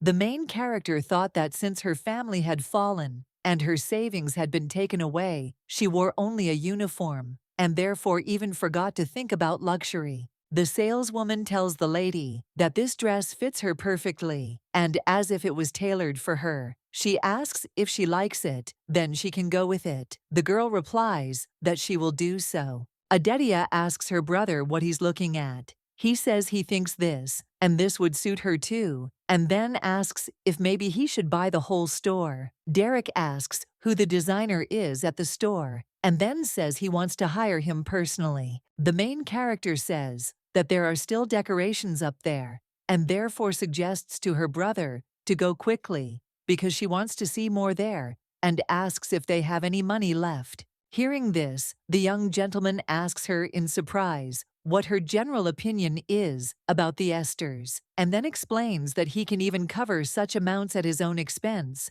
and therefore suggests that she not worry. Suddenly, they heard a conversation that one lady wanted to buy a hairpin. The saleswoman reminds the lady that she herself said that she would only look at dresses because she has plenty of accessories. However, the lady objects and says that she wants this hairpin. Suddenly, a girl with dark hair falls down the stairs. Seeing this, the young gentleman screams and says that it is dangerous, and then Adelia grabs the girl. The main character asks Miss if she is okay, and then says that her cute dress is wrinkled and she is a beauty without a hairpin. The maid asks her mistress if she is okay, and then turns to her master and thanks them. Derek turns to his sister and says that he is impressed by her behavior. Then he asks where she learned to coo like that. The young lady asks him what he means. He replies that he thought only his friends could do that. Hearing this, the main character thought that it seemed to have become a habit to stand in front of the citizens of the empire, justifying all the actions of the imperial family, and also to play the role of a beautiful heroine kind and good for years. Adelia says that it is great that no one was hurt and suggests moving on. However, her brother again claims that she is a real knight. The girl asks what he is talking about. At this time, the rescued girl asks her maid if it was Lady Esther. She answers that she has silver hair and scarlet eyes, and believes that it is definitely her. Hearing this, Olivia screams and says that everyone says that she is rude, and that she is only interested in the sword. And then she says that she is different from the rumors. The maid asks if it's not good, and then says that it's lucky that this lady was there and saved her. The people turn to His Highness and ask him to eat something. The young gentleman says that he was not bothered over trifles. However, the assistant claims that he needs to eat because he has not taken a bite in the palace, and he knows that the master has been starving since yesterday. Kartzer says that he himself knows that even the maid who was with him for all 5 years, from the moment of his birth, tried to poison him, and he believes that no one can be trusted in the palace. Ludd says that he understands and therefore asks to eat at least this, since he watched the cooking process from beginning to end. The young gentleman began to eat, and the assistant asks if it was tasty. The prince looked out the window and saw Derek and Adelia and thought that they were just in time because he wanted to discuss something with them. His Majesty tells Aston that outside there are the young lord and lady of the Esther family and their knights. Aston quickly ran outside and caught up with the gentleman, and then asked if he was a member of the knightly order, Magnus from the duchy. The young man says that he has heard about the joint training of the royal knights and the Knights of Magnus, and then says that he is sorry that he cannot attend them more often due to official duties. Derek apologizes and then explains that today his time belongs entirely to his sister. His Majesty approaches them and says that he wants to talk to the young lady, and then asks the girl to give her a minute. Kartzer says that he called because he thinks that she would be interested in information about the children that they saved that time. Adelia asks if everyone got home safely. He replies that some went home and some went to the shelter, and Barack was introduced to the guild as she requested. The girl says that she hopes that he is introduced to the Griselle Guild. The young master replies that this is so because they are short of hands, and so he was taken on as an errand boy. Hearing this, the main character says that it is a relief, and then gives His Majesty a brooch and says that it is a gift. The prisoner asks why she is doing this. The young lady explains that she is grateful for his assistance and that it was bought with her own money. Then she says that she is leaving. When Adele saw her brother, she realized that he was not bored. Derek asks his sister if she has finished her business, and then suggests that she go quickly. He tells Sir Aston that he was glad to see him. The girl turns to her brother and says that she thinks Astina really likes him. He replies that they have known each other for a long time and often met at the estate. The young gentleman explains that he once defeated him in a duel, and since then they have seen each other often. At this time, the main character thought that she wanted to find out how to get closer to Aston, but she understood that this would not help her much. The girl reflects that trying to pull the aura out of a 10-year-old body will only lead to injuries. Derek asks if they are going back to the estate.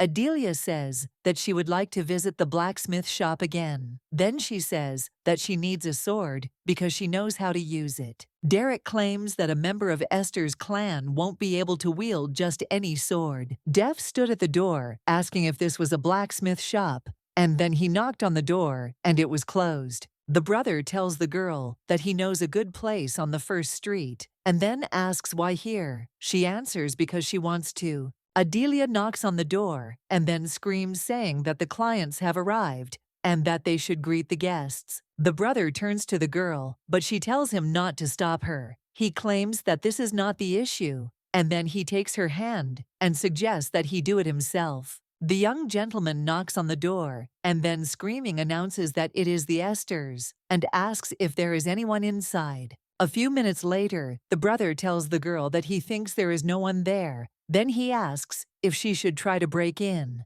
Suddenly, a man comes out and asks who is there. The main character realizes that this man is Norbert. He is the heir of the one who reforged the ancient relic into a sacred sword many years ago. Adelia knows that soon he will be the only blacksmith who is able to work with sacred relics. The blacksmith invited the gentleman to come inside, and sitting at the table, he pours himself some alcohol. The main character realized that he was Norbert from the past 20 years ago. Sword asks if he serves Axidum. The girl remembers that in her past life, she pulled him out of the forest after the funeral of his beloved daughter. Regard says that since he is still in the forge, it means that his daughter is still alive. Derek says that the swords are excellent and worth noting. The blacksmith asks what the respected aristocrats need here. Adelia asks him to go to work in the Esther forge. Hearing this, the brother turns to her, but the girl interrupts and offers him to look at all these weapons, since she believes that they are ideal. The main character says that it may be covered in a layer of dust, but it is no worse than the weapons supplied to the palace, and asks if that is so. Derek says that making a decision without even asking his father is a little wrong. The young lady reminds that she is allowed to do whatever she wants. The brother asks who is forbidding her. The blacksmith says that he is interested in their proposal and asks what it is all about, and then says that right now he has more important business than forging. Norbert tells them not to offer him anything, but his answer will not change, and then suggests that they leave. Suddenly, a little girl came into the room, and wiping her eyes, turned to her dad. He came up to his daughter and asked why she had gone out and told her to come back quickly. However, the girl coughed up red liquid and then fell to the floor. The sword turns to the little sister and says that he senses a huge amount of divine powers in this child. Derek asks the blacksmith if this is his business. He says it is, and then says that even if they get into it, nothing will change. The young gentleman asks if he took her to the doctor. He replies that he has visited everyone, but they just shrug their shoulders. And then he explains that he has tried all kinds of medicines and even consulted in a magic tower. Norbert says sadly that he has done all he could with words. The young lady asks, what about the temples? The blacksmith replies that he has forgotten about them since their doors are open only to aristocrats who make donations. Adelia asks if she helps him heal his daughter, will he agree to work for the Duchy of Esther? Hearing this, the blacksmith was surprised and then asked if she wanted to mock the feelings of a cornered man. However, the girl claims that it is not she who is on the brink of the abyss now, but she agrees to let him wait with the answer until his daughter gets better. The main character claims that this will definitely happen, and then offers him her hand and asks if they have agreed. The man thought for a moment and then shook the girl's hand. He explains that this is his last straw, and then says that if his daughter can at least stand up, he will do anything. At Rose Hill Castle, Lady turns to Caroline and says in surprise that these are tea leaves from the continent of Ryarcher. The lady with the blonde hair says that this is true, and as expected, Viola is well versed in teas. Viola reports that she heard that its import is prohibited, and then asks where she got it. Caroline replies that she specifically pulled it out of stock for the tea parties planned for this month. Esther will be joining the next tea party. Viola wonders if this girl is the little sister who is interfering in the relationship between her brother and her. Carolina replies that there is such a thing. The lady asks in surprise why she needs all this trouble. The lady with the blonde hair says that she doesn't think she will suit them, and then claims that Viola herself will be surprised when she sees her, and then claims that she is not at all like the rumors say. Caroline says that it is worth saying that she has changed a lot. Viola says that then she is looking forward to tea. A friend says that her father definitely gave her a horse, but she has no interest in horse riding at all, and then asks how about a small bet with this horse on her tea party. Viola claims that it is boring to just chat and drink tea. Caroline agrees and says that on one condition, if it does not ruin the atmosphere of tea drinking, and then she claims that none of the guests should suffer. When the main character came home, her father asked her if she was picking up sick people now, and also wondered what they were doing outside. Derek offers to listen to him, and then explains that he doesn't deserve any special recognition, but his skills are definitely exceptional. Adelia pulls out the sword and says that he will understand when he sees it. The father takes the cold weapon in his hands and says that in order to impress him, this sword is too ordinary. But after examining it carefully, he says that the balance is perfect, and then explains that they still can't accept just anyone. The head of the family turns to his son and says that he knows the reason better than anyone. The main character remembered that after her father and brother died in the battle with Roshar, Axidum became a hero of the Empire, despite the lack of fencing skills of his soldiers. The girl understands that Norbert's weapon played a significant role in this, and she believes that they cannot afford to lose this talent in a fight with Axidum. Adelia turns to her father and explains that she is not asking him to hire Norbert right away. However, she does ask him to let the child see the temple. The father asks why she wants to help this girl so much. She answers that it is because when she looks at her, she sees herself in her. The Duke turns to the man and asks if he says his name is Norbert. A few minutes later, the doctor came to examine the girl. The gentleman asks Reynold what he thinks about the child's condition. The doctor explains that it is difficult for him to determine the cause, but the medications that Mr. Hiltpreich used should have been enough to improve her condition. Hearing this, the main character thought that it was natural that he did not understand the reason. Divine power is incredibly rare and unpredictable. It has tremendous healing power, but it is ironic that many priests die from incurable diseases. The main character remembers that the doctor explained to her that people simply believed until now that God takes the lives of precious people and therefore did not try to treat them. And then she says that it turns out that there is a cure, and it is simple. The man says that another priest simply needs to treat her. After all, a body filled with enormous divine power will reject everything except her. Adelia asks that if the treatment is so simple,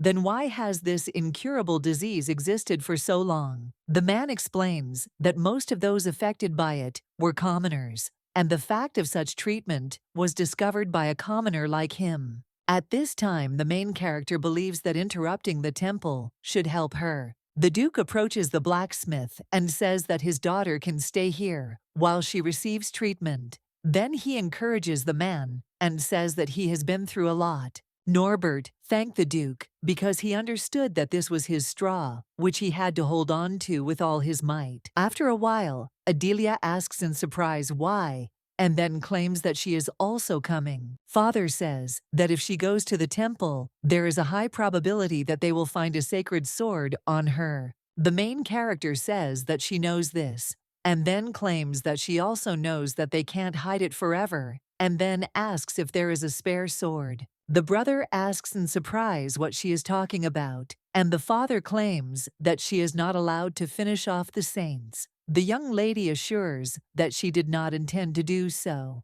Adelia explains that the legends say that the sacred sword can create copies of itself. Regard turns to his sister and asks if it's too easy to put it out there without warning. She says that he can read her thoughts. Sword replies that she herself asked not to do this without permission. Adelia says that it would be better if the sword was made of rare materials like iamium or planitra. She claims that if they are not there, they might suspect something. Even if the swords have the same appearance, the father asks if she is talking about the fake holy sword, and then suggests that she use it. The head of the clan reports that this sword was used by his father, the previous head of the Esther clan. Rigart tells his sister that this sword is amazing. The girl realizes that he made it from a dragon's fang. Father says that it may not be the equal of the sacred sword, but it has a similar aura, and then claims that if she wants to deceive the temple, it will help. The main character is a little hesitant, and the sword turns to her and says that he will do it because he thinks he can. The father turns to his daughter and says that if something goes wrong, she should just think about it, as if he had passed the sword on to her as an inheritance. Adelia thanked her father for trusting her with such a valuable sword. Rigart asks how she is, and also wonders if it is cool. He asks if there is still gunpowder in the powder flasks. The girl thought that her sword was great. Brother asks if she is happy. The main character claims that even the highest priests will not see the difference. Father says that she is rather arrogant. The Duke announces that everything is ready, and then says that it is time to move out. At this time, the aristocrats came to the blacksmith's house, and they did not understand why the door was closed, and they became curious about what was going on. A neighbor who lives nearby claims that he definitely saw that it was open yesterday, and some strangers came in. The neighbor says that they were making so much noise when they were breaking in, and he doesn't understand where the blacksmith could have disappeared, too. And then he suggests that maybe his child died, or something like that. The man objects and says that this cannot be, because the child was in the same condition as always. And then he says that he asked about the issue and was told that she was going to be treated. The gentleman heard this and said that it was clear to him, and then said that it was a good job. He threw some coins to the man and told him to let him know when the blacksmith showed up, and like last time. The man with black hair says that treatment is impossible because there is no cure for it, and he knows it for sure. The man asks the doctor if His Majesty has coughed up red liquid all over again. He replies that he is taking longer and longer to come to his senses and thinks that at this rate he won't last a month. The doctor says that there is only one leaf of the herb left, and there is nothing he can do, and he explains that the recipe for the potion is kept secret by royal decree, which only complicates everything. The assistant turns to Sir Seniel and says that his brother, who remained at home, sent a message that he wants to return. The doctor says that given the current situation, however, the guy interrupts him and says that his brother knows a lot about potions. Seniel says that they lack ingredients, not workers. The guy agrees with him and then says that if you remember the days of study, his brother was able to make an excellent antidote with just one leaf of polodiacvin. The doctor heard this and asked why he was only now talking about it. He explained that he was told to keep it a secret. The gentleman asks if he himself does not understand what is more important. The assistant explains that he simply was not interested in the position of the imperial doctor before. The doctor, screaming, says that you should have begged him if you had to, and then asks his name. He replies that it's Felsen. At this point, the priest says that they come without warning and shove a child under his nose. And then he says that only a duke can allow himself to behave like that with the highest members of the clergy. The priest touches the girl's body and then says in amazement that such a young child has such a huge divine power, and he considers it a heavy burden without a doubt. The priest says that he thinks the reason for her condition lies elsewhere. Then he says that this is not the most appropriate place for discussion and suggests going into another room. His Holiness suggests that we first discuss past affairs. The Duke says they were able to locate and recover the sacred sword. Then he asks if there are smugglers operating in their temple. The priest asks in surprise if the smugglers dared to steal the sacred sword. Gortsog says that they admitted that they staged chaos to steal the sword. At this time, he thought that it looked like they did it. The main character became interested in whether he really bought it. The priest thanks them for returning the sacred sword to them, and he believes that thanks to them, the honor of the temple was restored. His priesthood says that he will take care of that child and his divine power, and she will definitely recover. The girl thought that maybe he took it as a threat. Derek reminds him that he mentioned earlier that there was something else to the child's condition. He explains that it appears that the child has also been taking poison for a long time. The young gentleman asks if the temple can neutralize this poison. The priest replies that until they try, they won't know, and then says that if she took lethal doses for a long time, an antidote will be needed. And as soon as they determine the type of poison, they will report that an antidote is needed. The father turns to his children and then explains that he needs to talk to the priest and suggests that they go for a walk somewhere in the meantime. Theos says that he can be honest and then asks what he intends to do. The priest replies that judging by the lady's aura, she has become the owner of the sacred sword. And then he says that he brought a fake sword here and therefore believes that he did not intend to reveal it, and asks if this is true. The Lord agrees with him. The priest says that whatever happens, his lordship.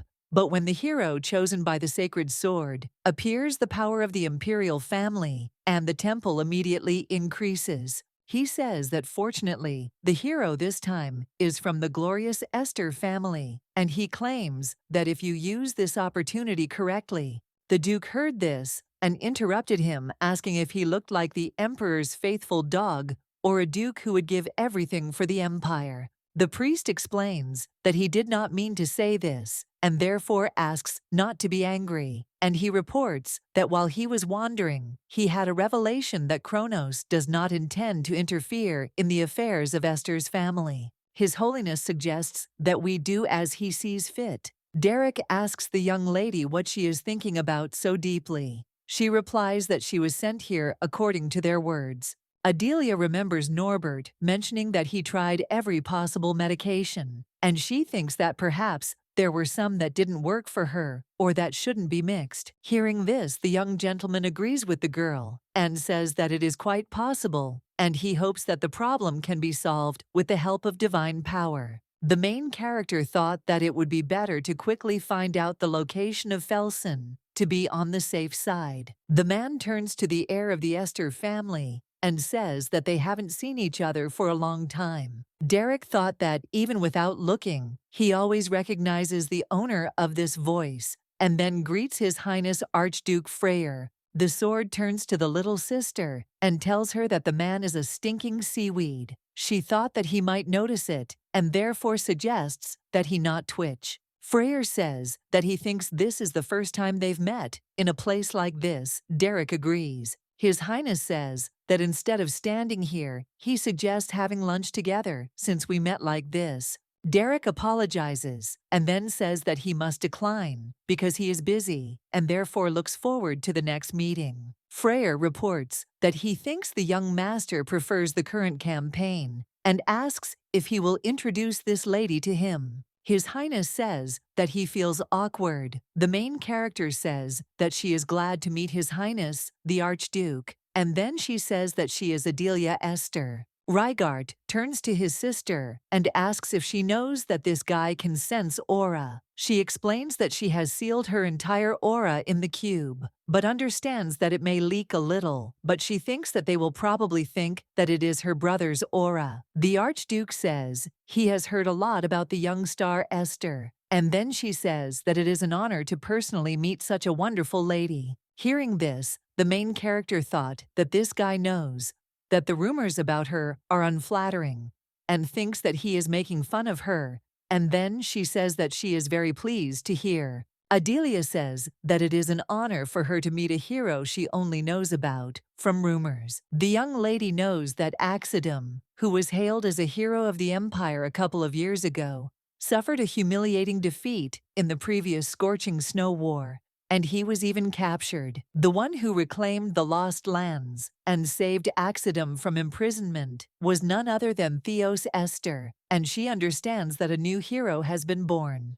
The Archduke says that he does not deserve the title of hero, and then claims that the hero of the empires is his father, Duke Esther, and no one else. Hearing this, the main character thought about what was required to be proven. Adelia tells him that his timing is perfect, and then asks if he's going to have lunch. Then she tells him that her father will be here soon, and asks if he wants to join her. His Majesty replies that he will abstain because he has already been too intrusive, and therefore he no longer dares to waste the precious time of the glorious Esther family. The girl says that for her, it is a pity, because she so wanted to hear about his heroic deeds, and then says that next time he should definitely find time for them. Hearing this, the sword tells his sister that she is a good girl. She thought that in front of her father he wouldn't even squeak, but he picks on them. The sword says that he feels good. Derek tells the blacksmith that his daughter has divine power, and the girl confirms and says that the priests said that her body is bursting with this divine power.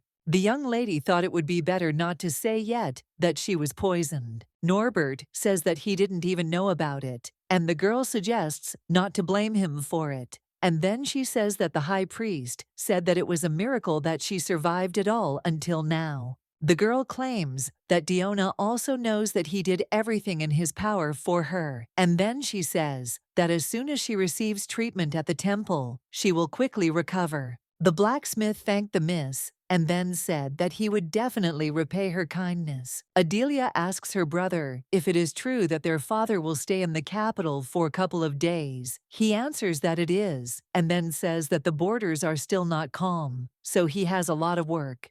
Derek says that he would also be better off returning to the knights, but he is worried that he will have to leave his sister alone. Hearing this, the main character remembered that before she calmly saw them both off to war, but now she feels a certain sense of failure because they will leave the estate. The girl asks if they will be back soon, and then says that she has something to do and therefore claims that everything is fine. The brother says that she is very businesslike. During training, a young gentleman turns to a lady and says that she is too predictable in choosing the moment of her strike. Adelia asks what else she can do besides direct pressure. Cliff turns to His Highness and says that he is as observant as ever. The fencing assistant says that on the battlefield, there will not always be opponents equal to him in strength. And then he says that His Highness's technique is impeccable. And so he simply suggests building up his muscles, and then he will be able to seriously advance.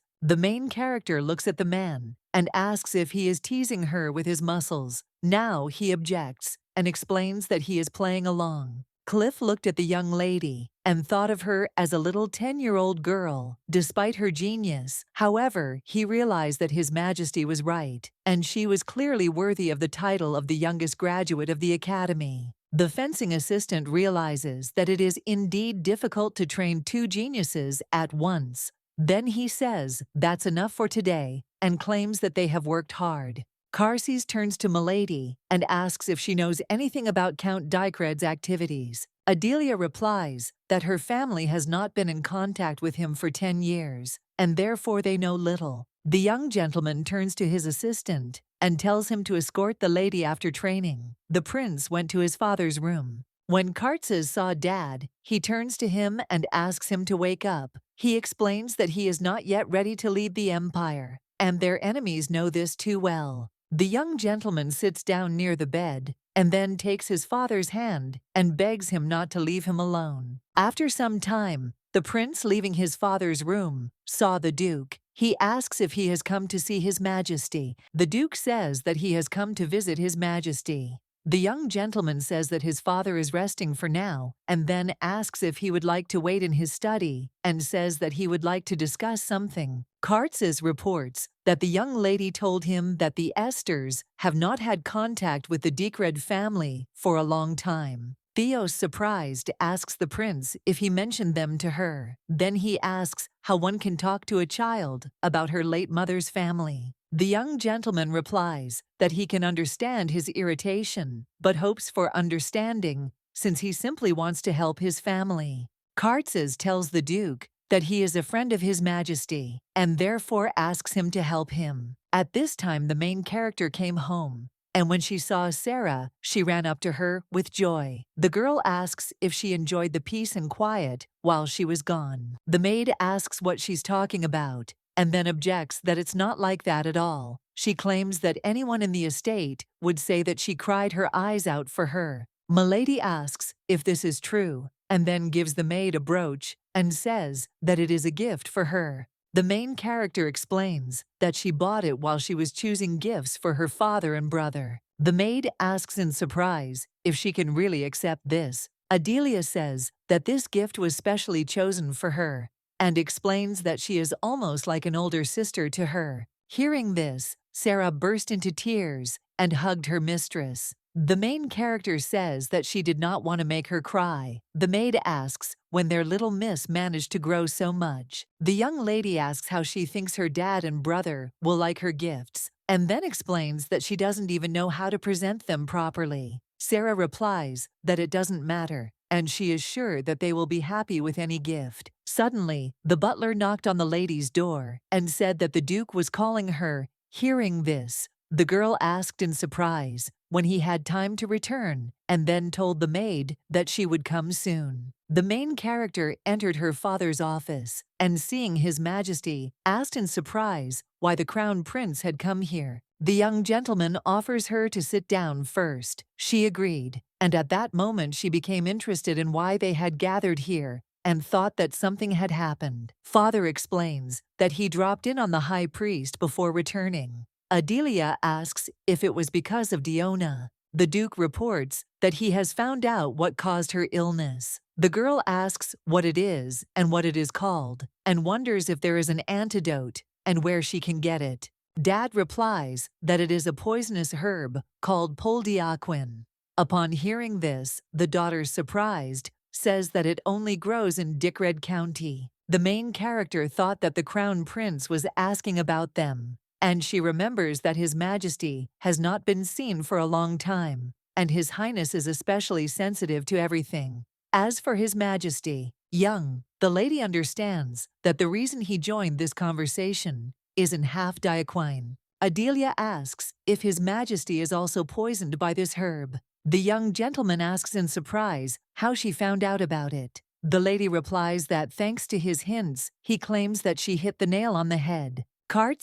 Explains that His Highness is suffering from poldiaquin poisoning, and that a living plant is required to make an antidote. The young gentleman explains that his buying and selling has been completely stopped, and he is preserved only in places where he has no access. Hearing this, Adelia screams and suggests that they quickly go to maternity leave with her father, and then asks why they are silent, and she wonders if it is not urgent. The father explains that they cannot do this. The brother says that the lord of those lands, her grandfather, has placed a ban on Esther's line. The main character suggests that he may blame the Esthers for his mother's death, and she believes that this is the worst time to cut ties. Adelia says she can go. She thinks she has the characteristic silver hair of the Dickreds, and she thinks she should at least try. Hearing this, the Duke was surprised, and then said that this place is a full 2 days' journey away, and that's if you go straight without stopping. And then he claims that even if she takes the nights, there are too many monsters there. The girl explains that her father can't go because he'll be turned away immediately because of his hair color, and her brother could lose his job if he leaves his post, and she asks who else can besides her. The father says that he cannot let her go alone. The prince says that then he will go with the lady.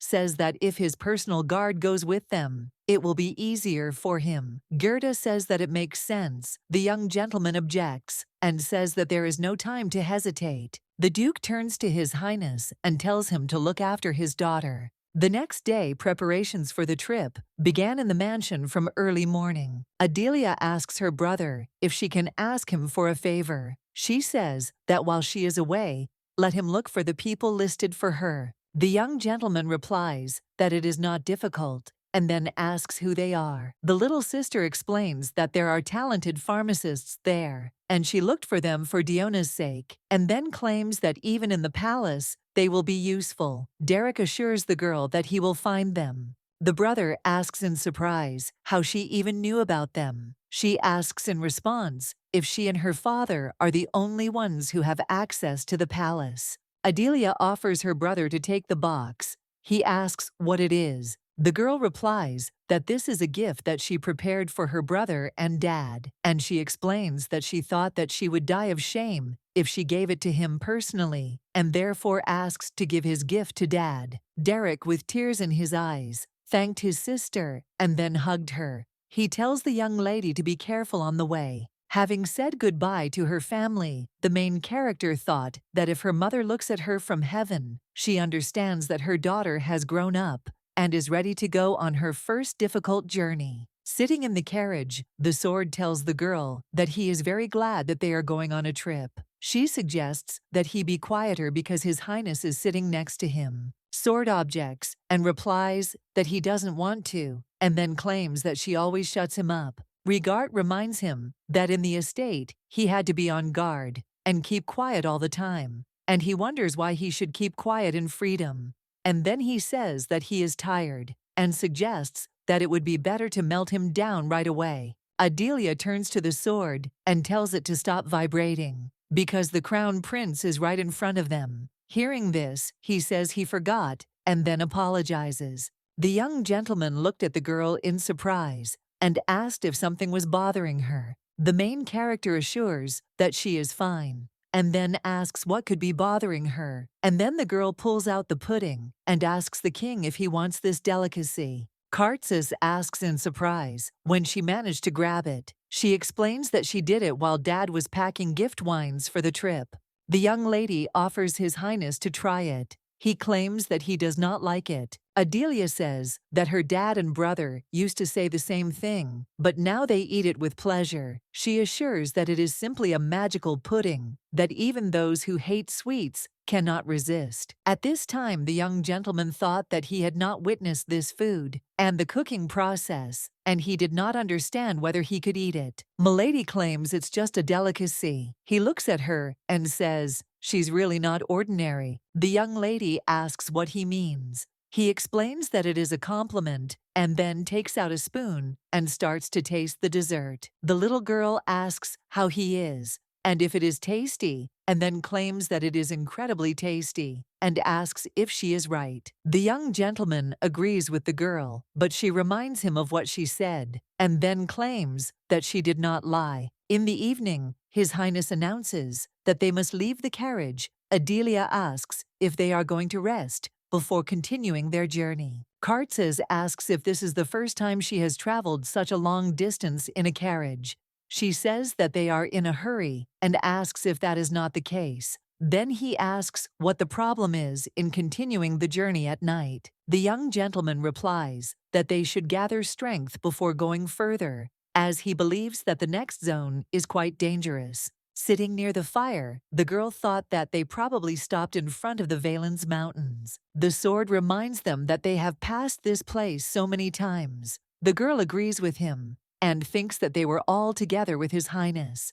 Kartzis gives the girl a bowl of food and offers her to take it, and then asks for forgiveness in advance for serving such simple dishes to a noble lady. She assures him that there is no need to apologize for this. Adelia says that on the battlefield, it was not always possible to eat. She realized that she had said something wrong, and then screaming, she explained that something was wrong with her father, and he was telling her about it. And at that time, the main character thought that she almost said something very dangerous. Kartzis says that he understands, because he believes that her father is a war hero, and therefore she has probably heard plenty of such stories. The little girl asks His Highness why he is not eating. He replies that he is not hungry. However, she assures him that the journey will be long and he needs to eat. The young gentleman claims that she should eat more. She says that if he is naughty, he will not be able to grow tall. The guy asks in surprise if she prefers tall ones. and then he takes a bowl of food and says that then he will eat to justify her expectations. The young lady asks in surprise what her expectations have to do with it. Kartzes tells her not to betray him. The little girl claims that she is not one of those who will defect because of her appearance. The young gentleman says that if there is something there that she likes, it will be easier for her to decide. At this time, the main character thought that in this matter, she cannot argue with him and cannot deny. However, she understands that her decision to become a bodyguard was not influenced at all by His Majesty's appearance. Late at night, a strange man reports that knights resembling personal bodyguards have been spotted in the camp. The leader of the bandits asks about the carriage. He replies that there are 2 children of aristocrats, a boy and a girl, and they are about the same age. The robber asks if they will act. Then, however, the captain objects and says that they are waiting for a signal. Adelia comes up behind the men and asks who they are. Hearing this, they are surprised and ask who is there, and when they saw the girl, they became curious about what kind of child this is. The robber explains that it is one of the children from the carriage. Then he asks if he should take her hostage. However, the other man asks if it would be better to kill her right away. The girl says that each has a blade and 3 knives in the sleeve. She says that judging by the stupid masks, he is Abel White. Adelia asks if she is right, because she thinks that they are not murderers and wonders if that is true. The bandit approaches the boss and offers to kill her. However, he objects and tells them to wait since none of them sense the child approaching. The boss claims that this is an unusual girl. Hearing this, the sword says that at least someone has finally noticed her. But suddenly, several knives flew at the main character at the same time, and she thought that this man was insightful, and then pulled out her sword and began to fight them. Adelia understands that they are not just amateurs, and she believes that she can deal with them alone, but she knows that it will be difficult without killing. Suddenly, the girl felt tired and thought that maybe she should call the knights. Suddenly, the robber grabs the girl by the hair and then screams and claims that she is messing with the wrong people, little brat. At this time, the main character thought that she had not fought with the full force of the aura for a long time, and then she began to actively fight with them. The girl first dealt with the robbers, and then grabbed their leader and put a knife to his throat and asked who hired him. Adelia kicked the man in the mouth and saw poison between his teeth. She knows it's for suicide when things don't go well. She says they don't value their lives at all when they run away like that. The boss asks the girl who she is. The young lady replies that apparently she is the one his customer disliked, and then tells him to come clean. The little girl says that she is asking nicely, but suddenly foam starts coming out of the man's mouth, and she realizes that he has bitten the poison pill. When the girl was returning from the battlefield, she saw His Highness from behind the bushes, and then screamed and asked since when he had been there. The little girl wonders if His Highness can't sleep either. He replies that he is just on his way back and suggests that they go together. The main character followed the guy, and she wondered if he saw anything. She thought that if His Highness saw her killing with aura, he would not leave it without comment. Adelia understands that if this were the case, she would look suspicious even in her own eyes. The young lady asks about that arena. He replies that he was informed that it was closed, and therefore he believes that there should be no casualties for some time since they probably see that he is watching them. Kartzes looked at the girl suspiciously and then asked if it was possible that she had some hand in this. Hearing this, the main character objects, and he claims that she is clearly capable of this. She turns to His Highness and says that she hasn't won even half of the sparring matches with him and asks how she could. The girl says that he can't sleep, and that's why all sorts of things are creeping into his head. Hearing this, he says that first about food and now also about sleep, and asks if she's going to nag him. The main character explains that it just happened that way. The young gentleman explains that tomorrow they have a long journey ahead of them, and he has too many stupid thoughts in his head. Adelia asks if he is worried about His Majesty, and then says that on the way back he should have a good rest. and of course with half a diagvini in his arms. Kartzes looked at the girl and said that it would be good for her to sleep too, otherwise she would remain a brat, and then he went to his tent. At this time the sword turns to the little sister and asks if she remembers that there can be no princes. The next day, the boys and the girl were sitting on the cart, but they felt tired after that night. And on the way, they were attacked by monsters, and the main character used her ball of yarn. And after some time, they reached the mountains that were covered with snow, and these were the lands of the Decrade. The main character looked at the gate and thought that she was nervous. The prince asks the little girl if she is sure that she can handle it herself. She replies that she is sure and suggests that he trust her. The guard who is standing near the main gate says that the next one can come now. Adelia says that now it's her turn, and the guard looked at the guys who were behind her and asked if they were with her. The young lady replies that these guys and the carriage are also with her. The man tells her to give her ID. The main character says that she is the one and only granddaughter of Count de Cred.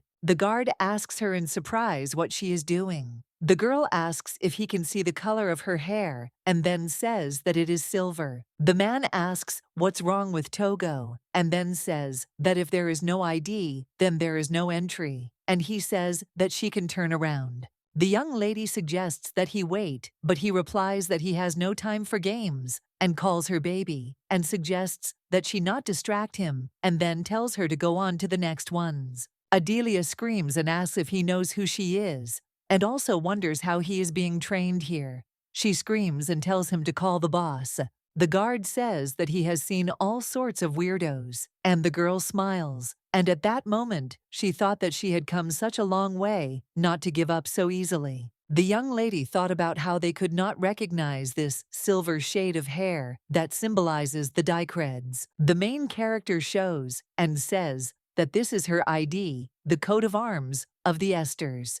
The guard screams and says that these people have fake IDs and says to arrest them. In a few minutes, the young lady was in the dungeon and thought that things were even worse since she was separated from Her Highness and the knights. Suddenly, the girl saw a gentleman through the bars who asked if it was her. Sir Paylock asks the little girl if she is this criminal who dared to pretend to be Esther trying to get into their territory. Adelia asks who he himself will be. He replies that he represents the interests of the Dicreds. She asks if he is the lord of these lands. The gentleman replies that not quite. The main character interrupts him and says that then she has no reason to talk to him. Hearing this, Belloc screams and says that she is an uneducated brat and asks if she even knows who he is. The gentleman informs her that Viscount Pellock is in front of her. Griffin is the eldest son of the local lord's cousin. The young lady asks if the seventh water on the jelly is obtained. Hearing this, he asks what she said. Adelia says he can contact Esther at their home and confirm her identity. He calls her baby and says it doesn't matter, and then explains that in this place, his word is law. Pelloch claims that if he says that the noble lady met with an accident on her way to the Earl's lands, no one will prove otherwise, and he asks if she now understands the situation. The young lady asks what the grandfather is doing, that people like him are acting arbitrarily right under his nose. The gentleman asks if she is talking about the count, and then says that he is too busy taking care of the countess, who has gone mad clinging to the ghost of her dead daughter. Hearing this, Adelia tells him to watch his words. The man asks if she is still being cheeky, and he wonders if she can't get it. Then he claims that she is a girl, locked in a dirty cage, and asks what she can do. The little girl clings to the bars with her hands and replies that there are a lot of them, and then she makes a hole. Seeing this, the guard and the gentleman were surprised, and then screamed and said that she was a monster. The girl asks how they dare to address a lady like that, and in a few minutes, she teaches them a lesson. Date, time. A woman with silver hair says that her child is very kind, and the man agrees with her and suggests to take medicine first and then look for her child together. The lady says that she needs a treasure that she must pass on to her child. The gentleman hugs the woman, and at that moment, the main character comes into their room with the prince and calls them grandfather and grandmother, and then greets them. Seeing the baby, the woman hugged her and then said that she had come. She said that she knew that the girl would come, and only the gods know how long she had been waiting for her. And then she asked why it took her so long. At this time, the main character thought that the granny decided that she was her dead daughter, and then apologized for the fact that she was a little late. Grandfather says that he did not expect His Highness to personally make such a journey here. The young master replies that circumstances forced him. The gentleman turns to Adelia Esther, and at that moment, she thought about how she harbored quite a lot of resentment towards her grandfather. She thinks that her mother's death is a tragedy, but she understands that he shouldn't have turned his back on them. Adelia thought that if the relations between the two families had not deteriorated so much, then perhaps the Esthers would not have ended up in such a hopeless situation. And the little girl looked at the gentleman and did not understand why he was looking at her like that, and thought that maybe he was angry that she came without warning. Grandfather says that she has grown so much, and for a second, he even thought that it was her mother Irina who had risen from the dead. And then he says that since she came herself, he thinks that it seems that her anger has subsided. Hearing this, the main character asks in surprise if it wasn't he who was angry. The gentleman asks in surprise why this is so. The little girl explains that he himself issued a decree banning Esther from appearing on his lands after her mother's death. Grandfather explains that he did order this, but it was in a fit of anger, and then he immediately revoked this decree because he does not like his son-in-law, but he would never refuse to look at his grandchildren. Adelia asks who was responsible for publicizing the order. He replies that his deputy Pelach. At this time, His Majesty's guards enter the room and apologize for being late, and they explain that the soldiers resisted. When the grandfather saw Pelach, he asked in surprise what was wrong with him. The granddaughter explains that this man locked them in a dungeon after they had come all this way to see him. The main character reports that he claimed that she was pretending to be Esther and called her an uneducated brat, and also boasted about his power in his territory and threatened to kill her. The girl says that he also spoke unflatteringly about her grandmother, and then says that he called her crazy, who is clinging to the ghost of her dead daughter. Grandpa goes to this assistant and says that he is an ungrateful bastard, and then hits him in the face. Palash wants to justify himself and says that they forced him to do it themselves. However, the gentleman screams and says that he has closed himself off, and then he says that he was wrong when he saw a soldier in him because he did not want to seem weak. Grandfather orders the soldiers to arrest Palocha. Hearing this, the assistant screams and claims that this is unfair. A few minutes later, the grandfather explains that 10 years ago, when his daughter Irina died, they were so broken that Marilda even got sick. The gentleman explains that she recognized him less and less, and constantly muttered their daughter's name under her breath and ran away from the mansion more and more often. The maids could not hold her back, and so he had to stay by his wife's side. Adelia says that now she understands why that Pelak type ruled his territory as if it were his own. Grandfather says he is ashamed of this, but explains that he did not know until that day. Then he turns to His Highness and asks what brought him to them. Kartzes shows the bottle that contained the leaf. The gentleman says that this unprocessed podliavin is being distributed illegally and asks where they got it from. The prince wonders if he knew that their podliakin was secretly sold on his territory all this time, and that with its help, His Majesty was poisoned. Grandfather asks in surprise how His Highness explains that now they need podliaquin to develop an antidote. The gentleman says that he would immediately offer it to them, but now there is no harvest at all, and explains that they collect it in the middle of the year. The prince says that it is too late and asks if it is true that they have nothing left. Grandfather replies that after one theft 10 years ago, they immediately destroyed all the fruits of the harvest, and he remembers that then he still had to thoroughly investigate this case. The gentleman says that rather after this, misfortunes happened to his wife and daughter, and he was too busy. Adela says that it is a coincidence, and it seems to her that the stolen Podliaquin then went to the emperor's doctor, and after Pelach received the powers of a lord, the thefts could be repeated. The main character asks if they have a list of those who visited their lands during those times.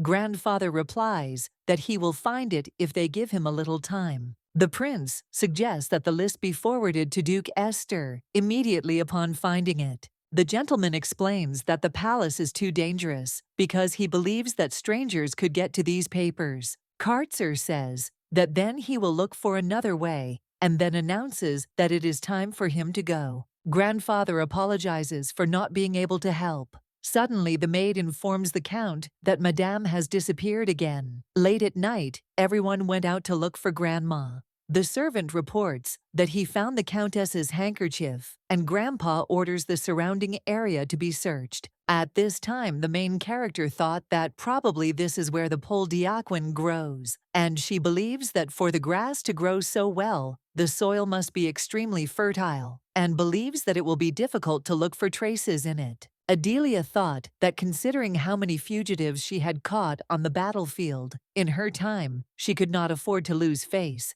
The young lady understands that the knights have already combed the area, and there is a difference between the tracks left by strong adult men and a fragile elderly lady. The girl knows that her voluminous dress could have crushed the branches where she walked. Suddenly she saw a faint trail and thought that maybe when Grandma goes to the forest, she goes to a specific place. The main character saw a cave and then went towards it and saw her grandmother. The woman turns to the baby and says that her child has arrived. Adelia asks why she came all the way here. She replies to give it to her because she heard that she was desperately looking for this treasure and therefore hid it in advance so that it would not fall into the wrong hands. Grandma shows her the box that contained the herb she was looking for, and it was unprocessed Poldiaquin. The woman says that now her daughter has received the treasure and asks if she will cry. Hearing this, the main character thought that she had a dream about her mother crying. The grandmother touches the girl and says that she is a poor thing who lost both her father and brother immediately after her mother died, and then asks if that is why she cried so much. The surprised girl asks what she means by that. The grandmother calls her by name and says that she is her child, and then she says that Irina never forgot to write about her. Hearing this, Adelia realized that it was not her mother. The woman touches the girl's face and says that she was scared. The main character believes that her grandmother probably saw her in her visions from the very beginning. Grandma says that it won't hurt anymore, and therefore suggests that she stop crying. After some time, the grandfather found the grandmother, and when he saw her, he hugged her, and she never left the estate again without telling anyone. The grandmother turns to the girl and says that now that she has given her the treasure, she has no more reason to leave. And then she suggests that she try hard and not forget to take her medicine. Adelia claims that she will do so in order to see her again. Grandfather apologizes for not being able to feed her properly. The granddaughter says that next time she promises to stay longer and will bring her father and brother with her. And then she takes a bottle of wine and says that it is a gift from her father. Grandfather looked at the bottle in surprise and said that it was Willand wine. The little girl said that she understood that she would not win grandfather's heart with this wine, but she hoped that it would convey his feelings to him. The gentleman claims that he is preparing his lands for a worthy welcome to Esther's family, and therefore offers to convey to his son-in-law that he is touched. Sitting in the carriage, the little girl thought that she was finally going home. The young gentleman said that it was worth at least a little rest before returning. However, the main character objects and says that making an antidote is a priority. Kartzes suggests that the girl rest, since he himself will deliver half a diakvin. Adelia suggests that he wait, and then reminds him that he said that the Dicrade's palace is a dangerous place. And then she says that she knows a trustworthy pharmacist, who is also a doctor. His Highness asks why he trusts this man so much. She asks if he has finally started trusting her. The prince objects and says no, then thinks for a moment and gives her his hand so she can get out of the carriage, and says that at least he doesn't see her as an enemy. The chancellor turns to his assistant and says that this has already been decided and he wants to visit the duke and orders him to organize this meeting. The main character turns to her brother and reminds him that he said that the guest was comfortably settled in the living room. Derek claims that he was served excellent food and was even given company for a game of chess when he was bored. Adelia asks if he wants to say that he didn't lock him in. He agrees with her. The guy screams and asks where to drag the man home and make him sit in a room with guards not in prison. The pharmacist asks if they want to know how many people before them tried to get his potions this way. At this time, the main character thought that this was not how she imagined her first meeting with Felsen. The guy claims that no matter what they offer, he is not going to prepare medicine for them. The young lady thinks that this is a complete failure. Adelia explains that she clearly asked to bring him not by force, and she thinks there was a misunderstanding. Derek wonders if he forced the boy to get into the carriage or cross the threshold of the mansion, and then claims that he walked on his own. Hearing this, the little girl was surprised, and her brother explained that he also ordered her to show the way as soon as he mentioned the innovative alchemical machine. Adelia asks if they have one. The guy also asks where this machine is. A few minutes later, the pharmacist looked at the equipment in surprise and said with delight that this device can even work with mana stones. The young master supports him and says that even in the imperial palace, you won't find something like this. Felsen asks if they won't come into use very soon. However, he decides that it's better not to deny himself anything. The guy asks why the duchy is looking for a doctor. The lady replies that it is not the case, and then explains that the duchy already has an excellent doctor. Felsen asks in surprise what they want from him then. The main character explains that they need a specific drug in exchange for which they will sponsor his research, and so she believes that he will no longer have to rush around looking for ingredients or alchemical books. Adelia claims that the duchy will provide him with everything he needs. However, the boy says that he still does not fully understand their intentions. The girl explains that they simply encourage outstanding talents, and noble birth obliges this. At this time, the prince comes to them and asks if this is the trustworthy specialist. He says that as for him, he is rather suspicious. The duke asks his daughter why he is making things so complicated. She apologizes and then explains that she herself did not expect things to turn out this way. The father suggests that she not worry because he believes that nothing terrible has happened. Theos turns to the guy and asks if his name is Felsen. He also asks if he is the best graduate of the academy. The duke says that he was offered the position of court physician, but he preferred to go abroad to study, since the risk of being recruited by the enemy is quite small. Felsen asks if he was spying on him. He replies that he had to, since he was supposed to be working with Ra Poldiaquin. Hearing this, the guy was surprised, and the gentleman said that with such a thirst for knowledge, he was sure that the guy would benefit from such a rare opportunity, and asked if this was true. Felsen claims that the opportunity is indeed rare,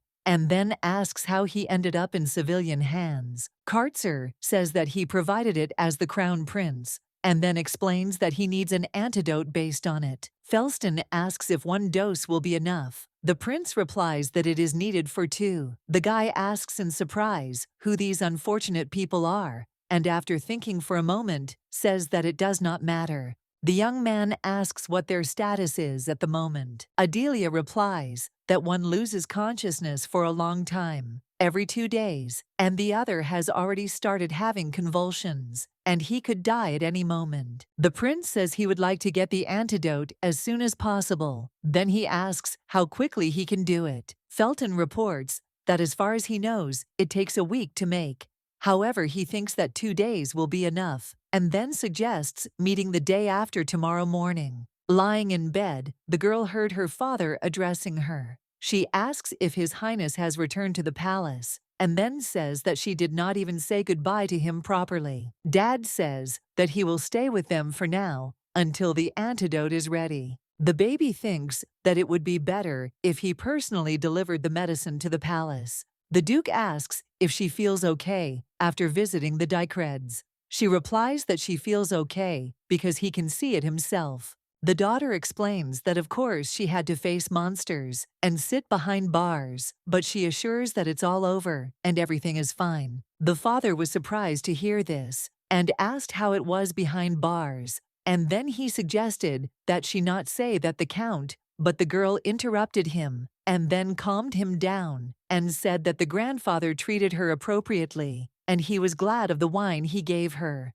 Adelia explained everything to her father as it was. Hearing this, the gentleman asks in surprise whether this means that his wife's father was not against the visits. The daughter explains that he did not initially impose any prohibitions on them. The father tells the girl that she has done so much and that she is great. The main character saw the brooch that she gave her dad and thought that he was wearing it and that it suited him very well. The Duke thanks the girl for this gift, and he claims that he likes her, although he understands that she is inexpensive, and he believes that the price does not matter. Dad says that it would be better for her to go to the palace in 2 days, and so he goes to the temple himself. At this time, the little girl thought that it did not seem to her that this warm look that 10-year-old Adelia could not interpret correctly. She became interested in whether he always looked at her with such eyes. The Duke suggests that his daughter take her guards with her, and then suggests that she rest and wishes her good night. The servant tells the master that everyone is dead. He says that this is a problem because he understands that whoever their opponent was, he was very skilled. The man turns to the commander and says that time is running out because they urgently need to come up with something to tell the client, and then asks if he should go and report back to him as is. Commander Killian objects and explains that he will go himself because he believes that if he goes, he will die. The commander says that it is better not to joke with these people, and then tells his assistant to clean up the bodies and return to base. Killian sat on his horse and screamed, saying that he only hoped that this woman was not in the estate. The next day, the main character turns to His Highness and asks where he is heading so early in the morning. Kartzer replies that he wants to see the child she pulled out of the arena, and then asks if she wants to go with him. Hearing this, the main character thought that he was talking about the barracks, and then agreeing. She thought that he was not offended there because of his young age, and even hoped for it. The men surrounded the boy with red hair and said that the guests had arrived, and then asked if their child could handle it on his own. The gentleman claims that definitely not, and they will not let Barak's guests go so easily, and they think that it is worth preparing something. At this time, Adelia thought that it seemed to her that he was being bullied. The man says that the guys may not be particularly trained in etiquette, but they cook well. At this time, the girl thought that this food was delicious. Adelia turns to Barak and says she's glad he's adjusting. The man tells the miss not to worry because the guildmaster values this young talent. And then he says that everyone has already recognized that this young boy is worth a crowd of adults and he is too good not to take care of him. The prince says they understand and tells them to get lost. The man explains that he just wanted to encourage him. Adela says that she had certain expectations and then asks who would have known that he would even charm the guildmaster. Barak agrees with her and then tells her that he is like a father to him and that he has already gotten the hang of manipulating information little by little because he thinks that it might be useful to him somehow. Hearing this, the main character thought that this was not good. After all, she was only going to use the head's connections with Axidum to have the necessary information, and she did not even imagine that Barak would become so close to the guildmaster.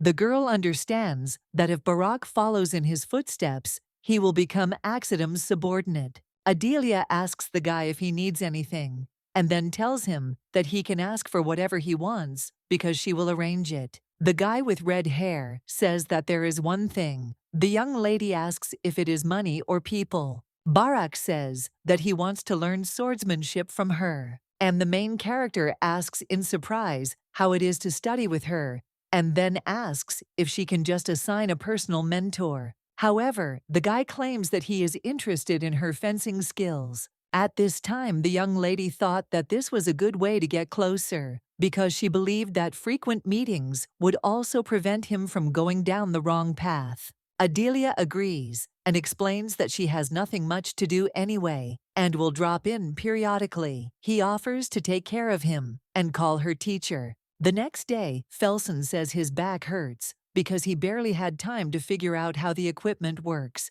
And then he goes to the window and says that they are all sure that he will not escape. The guy opens the window, but the prince and the girl address him. He then sits down on the windowsill and says that today the air is wonderful and that it refreshes him. Felsen says that they are just in time and offers to take them one box each. The prince says he almost mistook him for a fugitive who decided to pocket the drugs even though he signed the contract, and then claims he avoided the worst possible scenario. Hearing this, the guy objects and says that it can't be.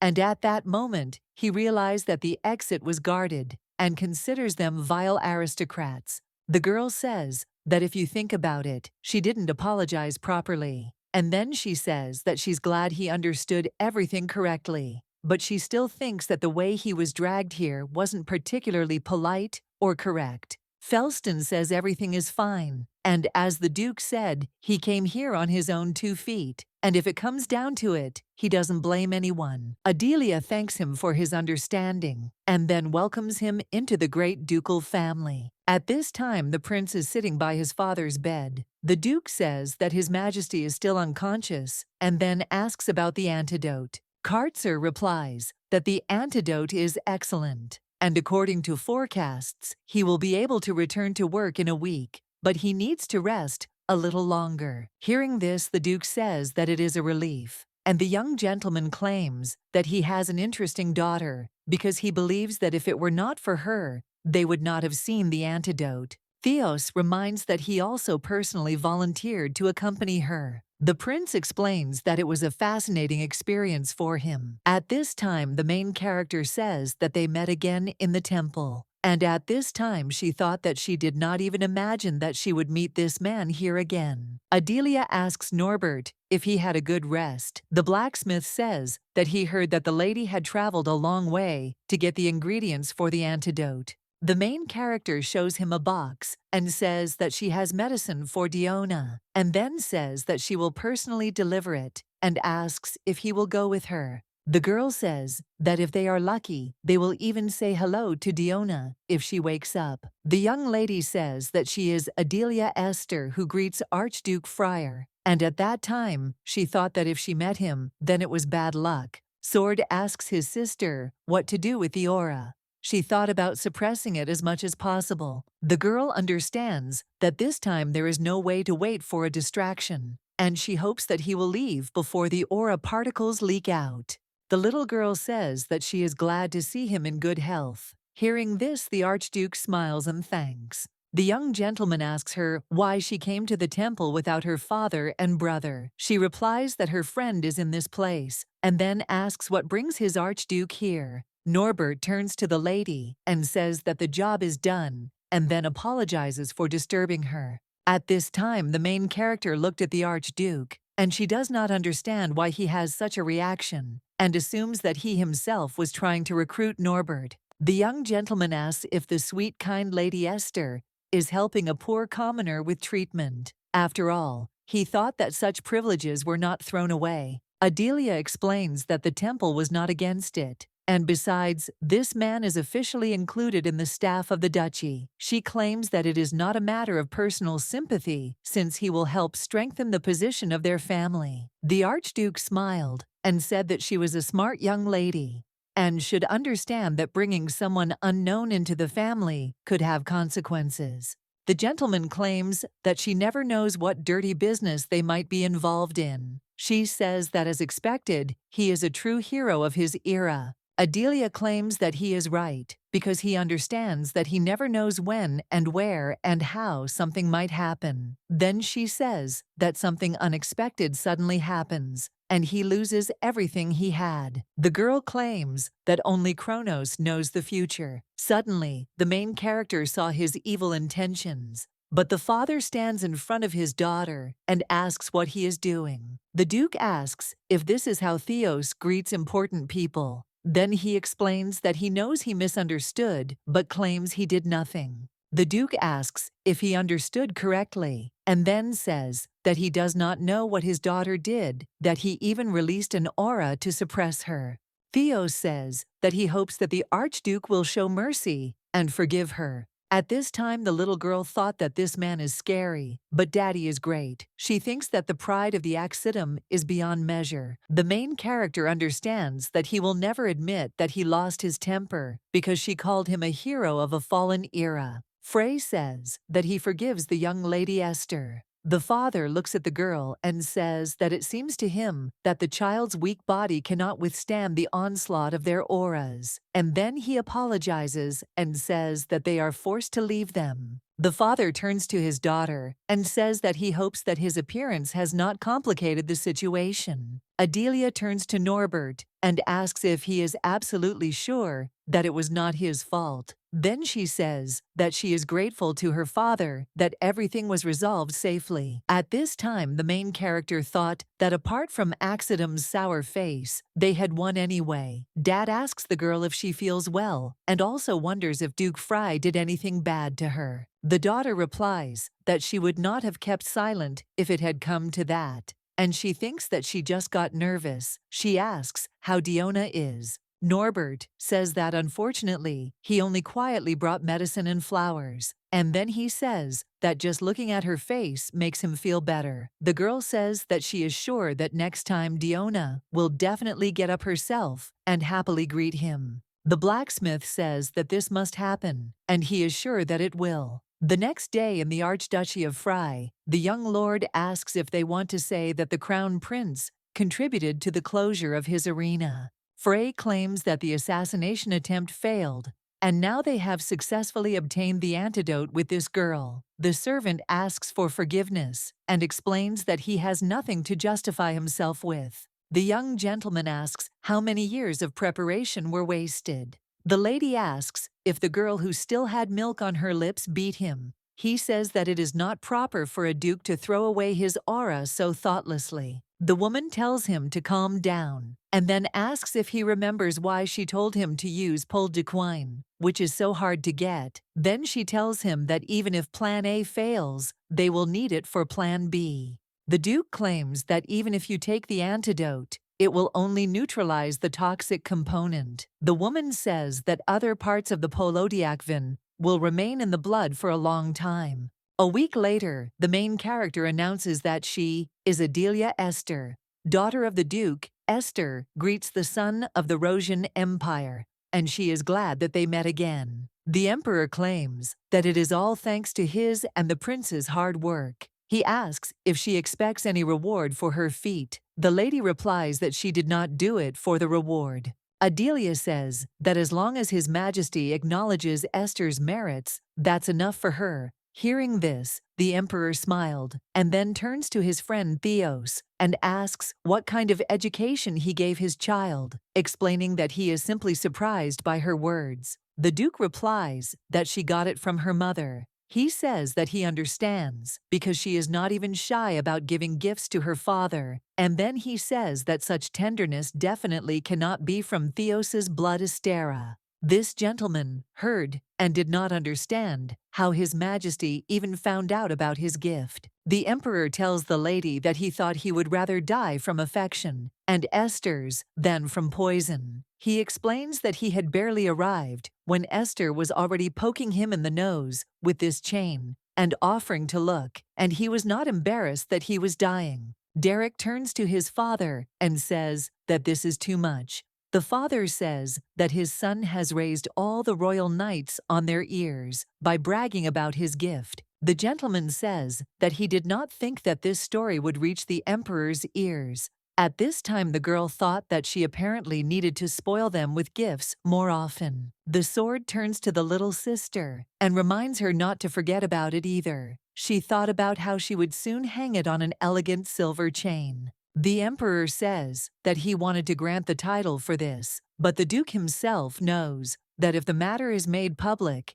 everyone will find out what poison he suffered from and who had access to it. Hearing this, the young lady thought that even such a layman in mind games, as she was able to guess, the accusation will not be limited to the Dicreds and the emperor's physician, and of course, the Esthers who are closely connected with the wallpaper will also surface. The little girl understands that the gossips of the aristocratic world will not miss such a tempting prey. His Majesty says that he cannot give her lands and titles, but he can give his word. And then he says that at least one of her wishes, if it is in his power, will be granted no matter what. The emperor saw the surprised girl and said that judging by her eyes, it was already ripe, and asked if that was the case, and then suggested speaking. She asked if she had to speak now. His Majesty replies that at any time while he is alive, she can collect her thoughts and return later. The girl says that then she will save this desire for some critical moment. He agrees with her.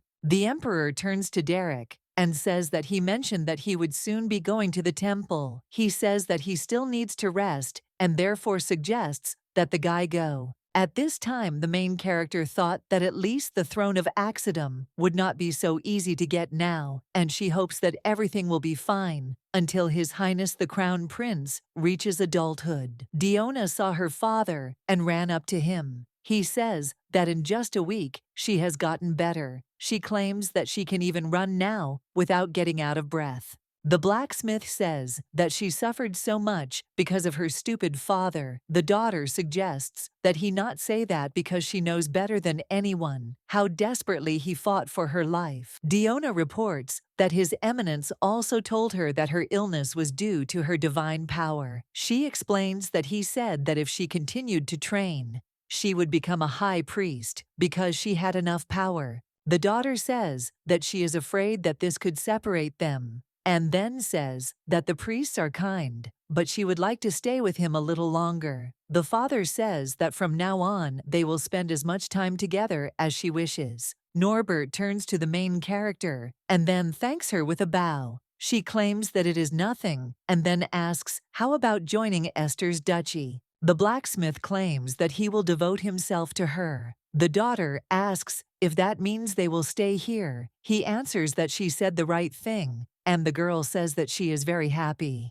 The main character invites them to settle in and stay for a long time, as she is looking forward to their cooperation, and then they shake hands. Regard says that he is sure that any sword made by Norbert will be amazing, and then he claims that they will drink their fill of the red liquid with their knights and asks if that is true. Regard says that serving a mistress who prefers a regular sword to a sacred one is quite a pleasure, and believes that he can break anything, be it a blade, a sword, or an axe. The main character suggests that he be patient a little longer. He says that he understands that it will take tons of time before she grows up and releases her aura, and then he asks if she really will make him hang like a pendant around her neck for another 8 years. Adelia explains that there is no other choice because he stands out too much, and if someone who understands sacred swords recognizes him, it will cause a stir. Regard asks, what if it looks like a normal sword, but works like a sacred one? Hearing this, the girl is surprised and asks if this is possible, and also wonders why he didn't say it right away. The sword explains that for this, it is necessary to find a part of his power hidden in the dungeons of the temple, and only then it is possible. The girl asks if he will cope with this new power, with maintaining the state of transformation. He assures that she cannot worry about it. Regard explains that he is already spending a huge amount of energy to maintain it in the form of a larger, more intricate sword, and the severe will take much more energy. Adelia asks if she will be left with only a small part of his powers. She understands that the aura is still a problematic tool that needs to be honed. and believes that she has mastered the power of the sacred sword. The sword says that if you put them together, she will be even stronger than then.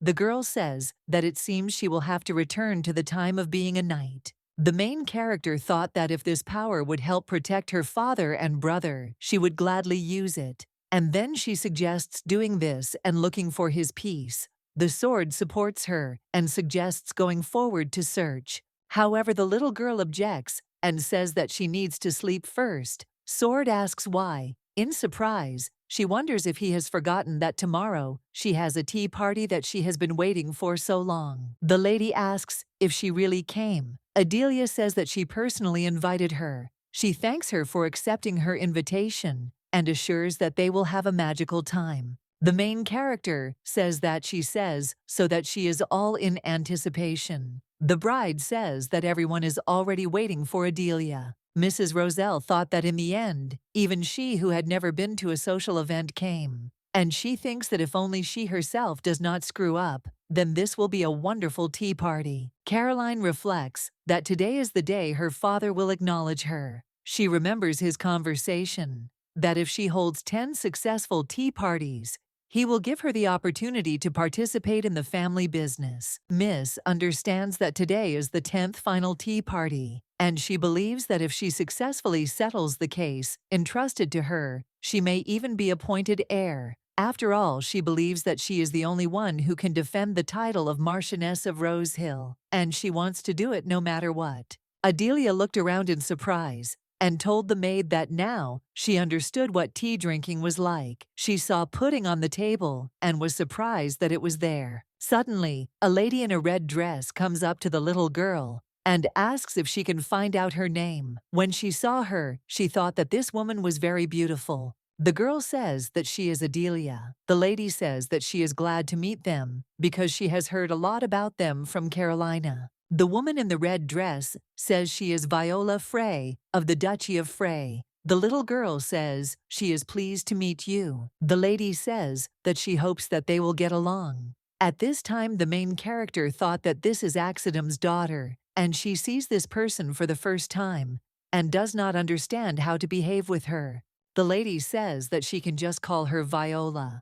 The little girl then suggests calling her Adelia. A woman in a red dress tells a girl that she is as cute as they say she is. The main character says that she thinks this lady is much cuter. The girl thought that she didn't seem like a bad person to her, and thought that she wasn't guilty of anything, and that it was all her father Axidum who was a bastard. The sword turns to its owner and suggests that she not forget that Axidum was originally a righteous war hero. She agrees with him and asks if he thinks his daughter is the same. The girl thought that Viola had become a victim of political intrigue in the past because she knew that Axidum had used her and thrown her away. As soon as Axidum's daughter came of age, he began looking for a husband for her, and his choice fell on the prince of the Allied Empire, Bordier. As a result of this marriage, Axidmu gained influence not only in Rosianta, but also beyond its borders, and with the help of the prince, he seized the throne.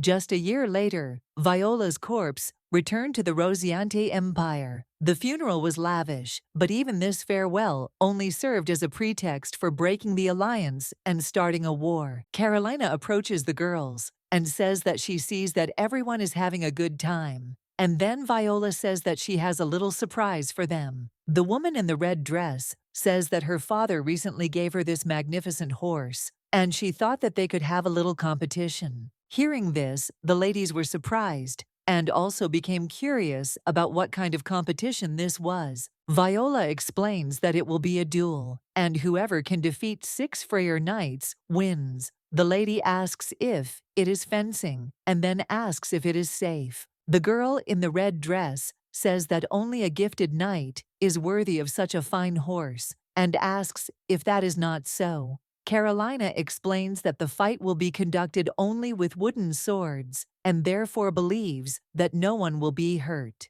Viola asks if anyone wants to take part. Then she turns to the gentleman in the silver uniform and asks what family he is from. The brown-haired girl raises her hand and says he is from their family. Caroline asks how they feel about participating. At this time, Juliana thought that the knight could suffer and realized that it was somehow indecent to refuse the offer of the Archduke's daughter. The main character says that she would like to nominate a candidate from her family because she believes that her knight has not gone on campaigns for a long time, and she is interested in whether anyone there has become rusty. Viola says she is looking forward to a spectacular fight. A few minutes later, the men began to compete, and the guy in the white jacket aggressively attacks his opponent. Caroline, seeing this, suggests that they stop. However, Viola calms her down and says that the duel has already begun, and then explains that the competition should be like this because her tea party is perfect. The knight in the white jacket asks who will be next. The lady in the red dress thought that it seemed he had reached his limit, but the knights of the Freyas were tired, and therefore she thought that there was no need to worry. Viola reports that, as expected from such famous knights, their skills live up to the rumors. However, she thinks that it was too one-sided, and she didn't really enjoy the fight. And then she reports that she has a suggestion for that. The lady asks Mrs. Frey if she wants to reset the winning streak of the glorious Knight of the Ester Duchy. Now she assures that of course not, and then claims that the victory belongs entirely to the Esters. Viola says that those who did not have the opportunity to participate should not feel disadvantaged, and at this time the sword turns to the sister and says that this is a gladiator from the arena. The lady asks in surprise who it is, and then says that he has a real sword. Caroline asks Viola what it means, and then reminds her that they were only talking about wooden swords. One lady in a red dress says that it's okay because it's just sparring, and she's sure that it will liven up their boring tea party. Viola says that she has another gift from her father, Kaimail's eye, which will serve as a prize. Hearing this, the main character thought that it would only become clear 10 years later that it was not Kaimail's eye. The little girl remembers that a knight approached her and said that he was the eldest son of the Marquis of Deltiman, Bioder Deltiman, and he challenges Adelia Esther to a duel. The main character asks him in surprise if last time wasn't enough. The guy explains that now he has a transcendental stone with him, and then he explains that, like the mana aura or divine power of the one who has the transnational stone, the power will increase at least twofold or even tenfold. At this time, the girl thought that this is the stone that does not work, and that man lost the duel to her, even with his vaunted stone. However, it suggests that maybe he was just weak because the transcendental stone originally belonged to the Freyer family, but then it was offered as a bribe to the Marquis. The Marquis, who supported the Emperor, defected to Axidom, which ultimately led to the collapse of the imperial faction.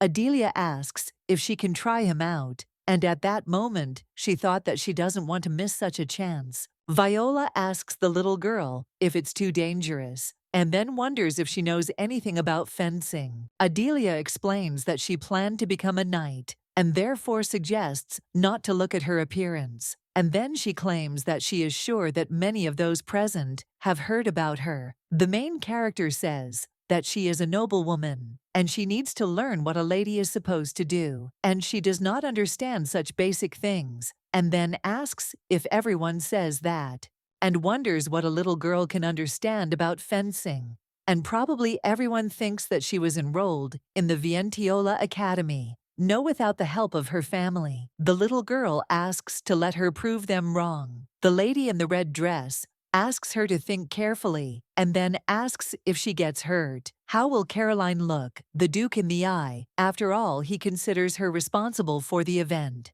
Adelia assures that it is nothing to worry about, since in such a place she cannot be hurt, and asks if the lady's opponent is an invincible knight who is also several times larger than her. The girl claims that in this case today, he will face his first defeat from a 10-year-old girl with a wooden sword. In a few minutes, the battle began. And while fighting with this knight, the little girl thought that he was slow, and then she says that no matter how big and sharp the sword is, it is useless if it cannot reach the enemy. The knight heard this and screamed, saying that this was nonsense. At this time, the main character became interested in why he was waving so carelessly towards the guests, and it seemed to her that he wanted to disrupt the tea party. Adelia realizes that provocation is not enough for them, and then she attacks the knight and deftly dodges, but at that time manages to hit him in the face. The knight screams and tells the girl that she is a small rat. Hearing this, she says that he got screwed today and he will not win this competition. The girl hits the knight on the head with a wooden sword and asks him to repeat, "Who is the little rat here?" He asks her to wait, and she asks what kind of knight he is. Adelia remembers how many children asked him to stop in the arena, and then she says that he deserves a good spanking and hits him with all her might. At this time, the surprised aristocrats watch this action, and the surprised lady says that she is absolutely right because she believes that this is real skill and not just bragging as she initially believed. The woman says that now she understands why Lady Esther was so confident, and then she turns to Miss Caroline and says that Princess Frey really did put on an incredible show because Adelia really did win. Viola sadly reports that the victory in the second match is also completely for Esther, and then reports that the Eye of Camille now belongs to Adelia, and she congratulates her. The main character thanks her, and then says that she really likes this stone, and then explains that she is a little sorry that she is taking all the prizes. The little girl asks Viola if she minds if she gives something back. The lady replies that she doesn't mind, and then says that it's entirely her right. Adelia asks if she wants to make the contest easier by raffling off a horse. The lady asks what kind of contest it is, and asks if there will be sharp objects again. The main character thought that she wanted to diffuse the situation, and if you think about it, she has no idea what kind of competition to entertain the lady with. Carolina suggests making bouquets. The woman asks in surprise if she knows how to do it and is also interested in how it will happen. The lady suggests that they pick flowers that they like first and then put them one next to the other. The lady asks the girl why she is so good with a sword and suggests that perhaps she was trained by the Honorable Duke Esther or his son. Adelia replies that this is partly true, but in general she has practiced a lot with His Highness the Crown Prince. Hearing this, the lady is surprised and asks if she seriously met the Crown Prince in person. The lady with the blonde hair asks what kind of person the prince is. The girl replies that because of the rumors,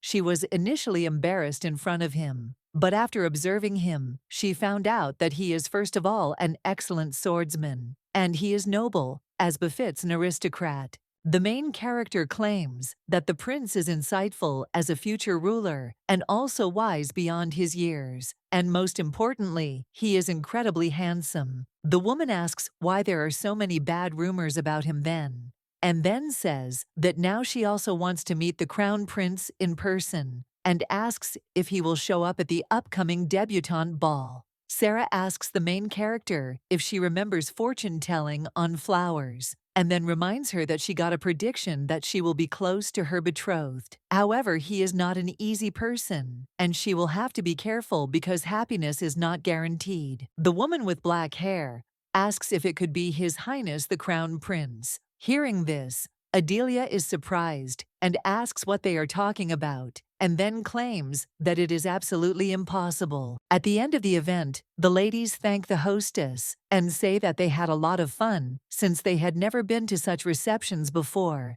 Carolina says that she is glad that they liked it. Sarah says that she hopes that they will be invited again, and the hostess replies that they will definitely be invited. The guards turn to Mrs. Adelia and inform her that the carriage has arrived. Sword tells the mistress that it is finally over, and she agrees with him and says that it was a little different from what she expected, but still thinks it was fun. Juliana approaches the lady and thanks her for today, and then says that if it weren't for her, however, the girl interrupts her and claims that it is a given to help a lady in trouble. The girl with cinnamon hair says that she doesn't know if the lady remembers, but she had already helped her on the stairs back then. Adelia asks, in surprise, if she is talking about the meeting in the boutique, and then thinks that it is a coincidence that they met again. Juliana says that she was so surprised to see her. The main character says that if she had known in advance, she would have given her more time.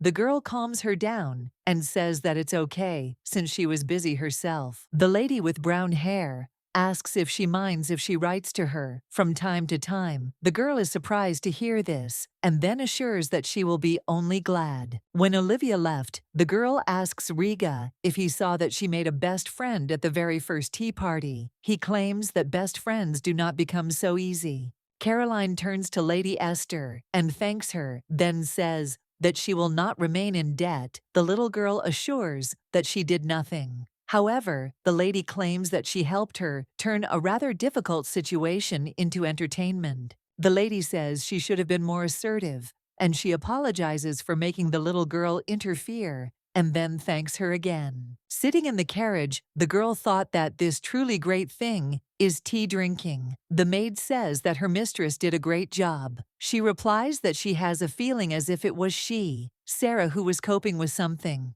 The maid claims that nothing like that happened, and that she simply sympathized with the fact that the mistress could get hurt. Adelia asks for forgiveness and says that since everything ended well, then Sir can relax. Suddenly, the carriage stopped abruptly, and the maid hugged the lady tightly and told her to hold on. At this time, the knights tell the lady not to go outside, but to sit inside. At this time, the main character felt an aura and realized that there was someone special in the crowd. "We'll die anyway." The knight says that they will see about that, because he thinks that they will all be caught and questioned thoroughly. The robber asks if he believes that they have a chance, and then they start fighting. When the knight was attacked, he fought with dignity, but thought that he needed to ask the lady for forgiveness for not being able to protect her. Suddenly, the main character appeared with a sword in her hands. The guard suggests that Milady return to the carriage because he thinks it is dangerous there. Adelia suggests that he retreat since he is wounded, and then says that since she is an Esther, she does not intend to hide behind the backs of loyal knights. The sword tells the sister that her strength is not yet complete,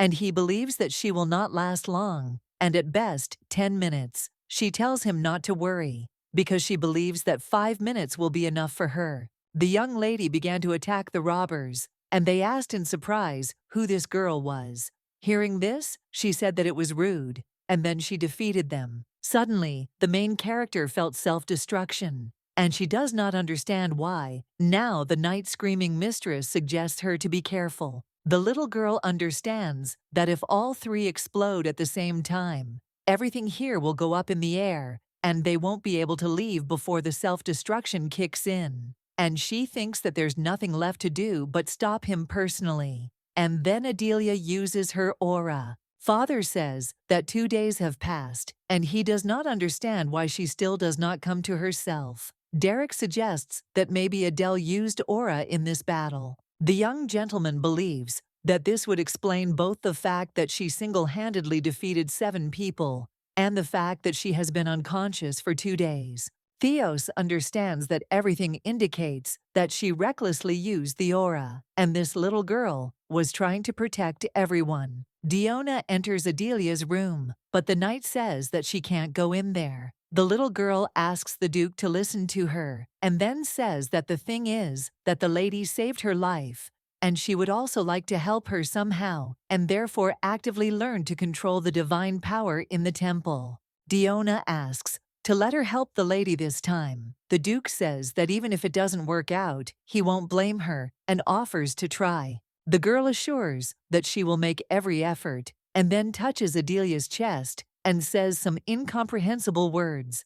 And at this time it became very bright near the bed. After a few minutes, Adelia opened her eyes, and then asked Diona in surprise if she had really cured her. The girl says that she was not sure that she would succeed, but she is very glad that she did. The lady thanks the girl, and it seems to her that she has become even stronger than before, but she understands that she has been unconscious for a long time. Father suggests that we eat first and then discuss everything. After lunch, Teacher Felsen came to the girl. The lady claims that everything has passed. He asks in surprise if she has any wounds left, since she covered the bomb with her body. The girl asks the teacher if he heard about it. Felsen replies that he was the one who was called to treat her in the middle of the night, and then asks why she decided to do such a reckless act. Adelia explains that in that situation, she could have lost her loyal knights and maid, and therefore she decided to take the blow herself,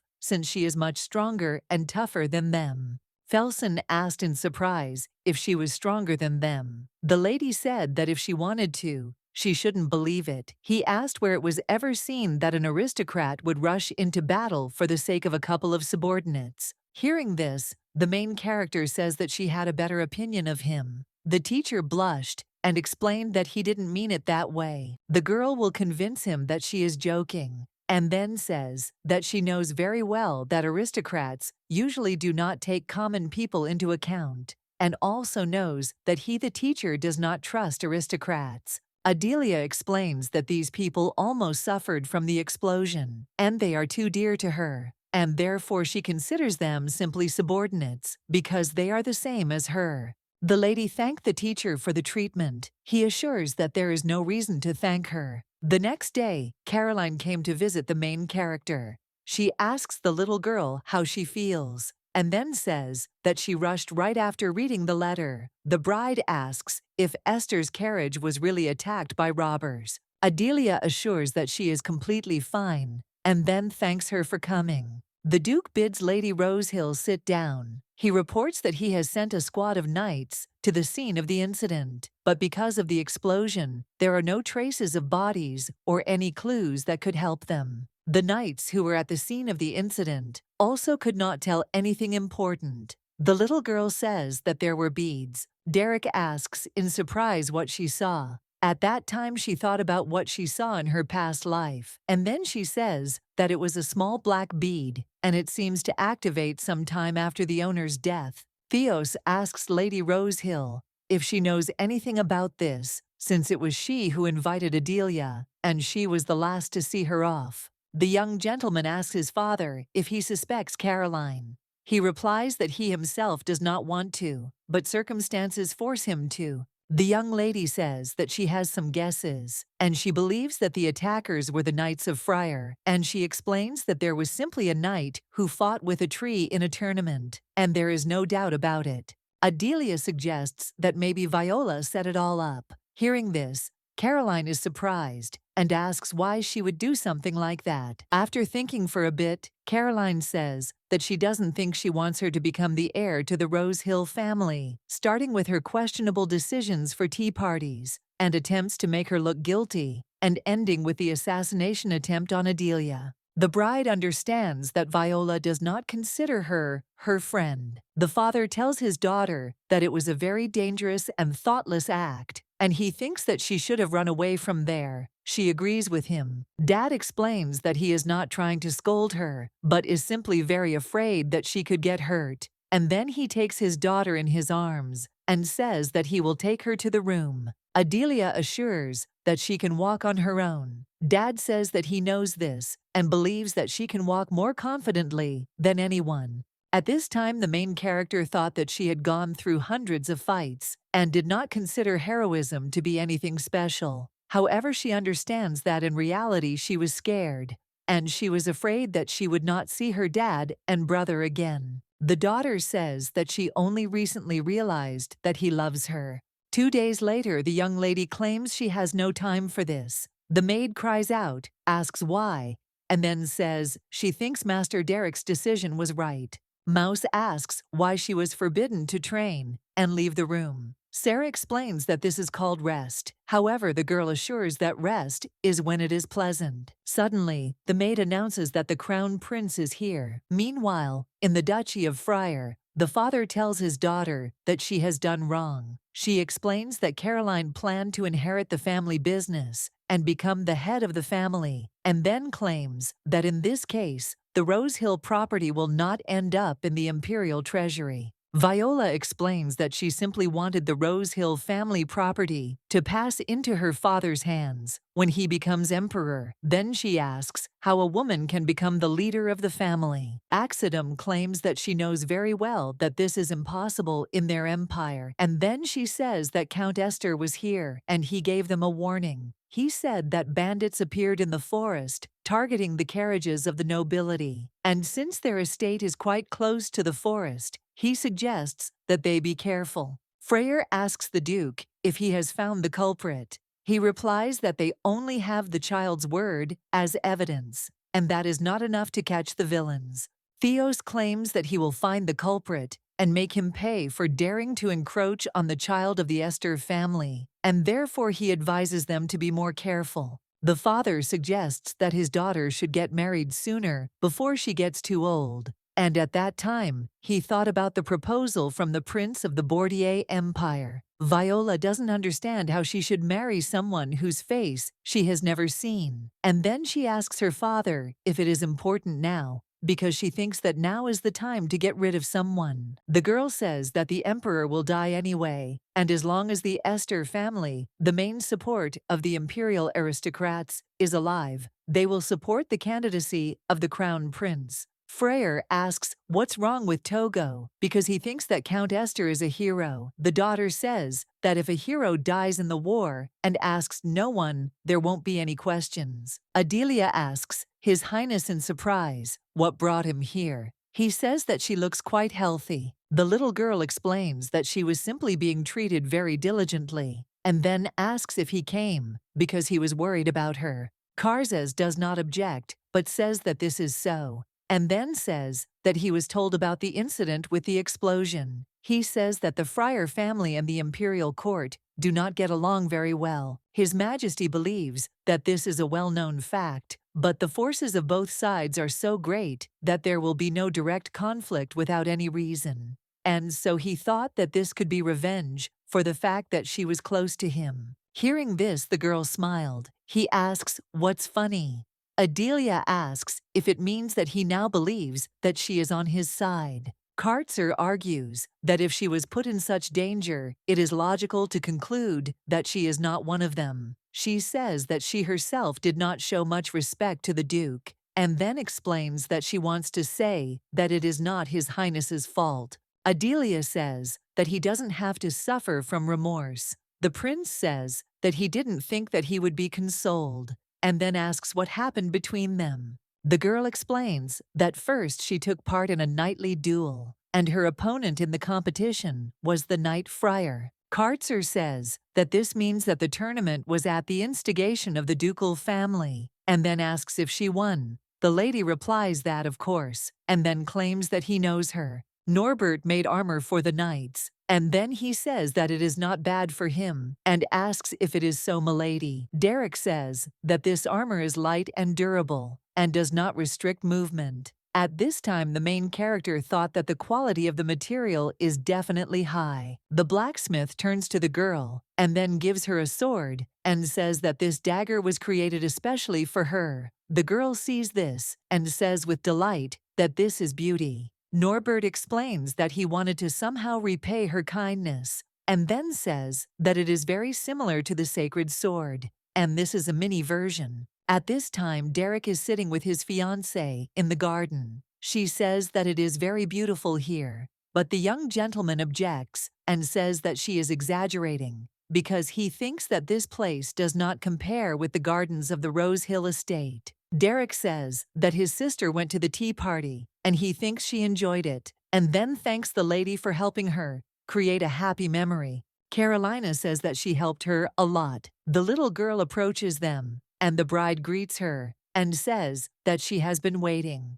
Adelia suggests that her brother go for a walk and then explains that they need to discuss something between them girls. The lady says that she will be the one to call him later. Adelia suggests that the bride not to miss him so much as she believes that after the wedding, they will still see each other every day. Carolina says that the baby is very straightforward. The girl says that this is her strong point, and the lady claims that she would like to be able to do the same. Carolina explains that at first, it seemed to her that they were very different, and would not be able to get along, and that is why she did not want to get closer. Hearing this, the girl thought that this meant that tea drinking was good for them. The lady says that thanks to her, she was able to inherit the business because her brother, who was supposed to be the heir, died in the war, and so her father decided to pass everything on to her. And after tea, he finally recognized her. Adelia asks, in surprise, if she did all this to save the family business.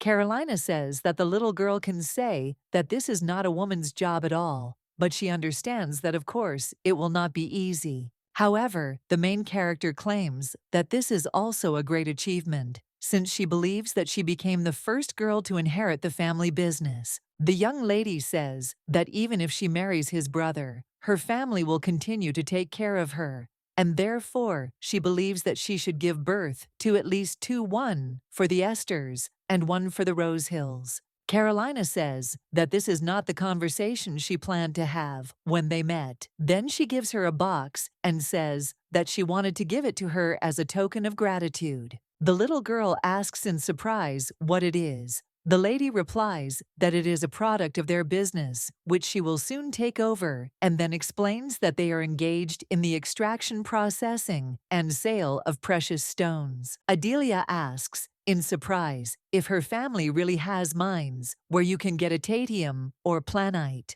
Lady asks how she knows this and suggests that it is because she is a swordswoman and she is interested in various materials. Carolina understands that atatium and planet are very rare materials, and in the entire empire, they can only be found in 3 places, and all are owned by aristocrats. The lady reports that there are no mines where atatium can be mined yet, and many are looking for it, but such a mineral is not easy to find. After all, it is a rare stone, and there is a great demand for it, also because it radiates magical power. The main Georgina reports that she is now assuming theoretically, and then asks if the owner of the Atatia mines suddenly appeared and offered their family the right of ownership. I wonder what she could give in return. Carolina asks in surprise if she means a person from another empire, and the little girl objects and says that she is from the Rosian Empire. The lady claims that there are no Atatia mines in Rosiand.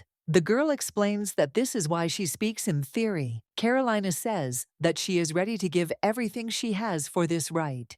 Adelia asks if this person is not ready to reveal his identity. But how will she act? She wonders if an anonymous deal is possible. She replies that it is difficult because she understands that there is a threat of fraud and so on. However, if he wants them to keep his identity a secret, then it is still possible. The main character asks what will happen if there is a leak of information and the name written in the contract comes out. The lady says that if it worries her, then initials will do. At this time, the young lady thought that this was great because it meant she didn't have to worry about it. The sword asks if she was going to find a mine for her, and the girl replies that she was. The little girl thinks that if she manages to find this mine and make a deal with Carolina, then everyone will only benefit.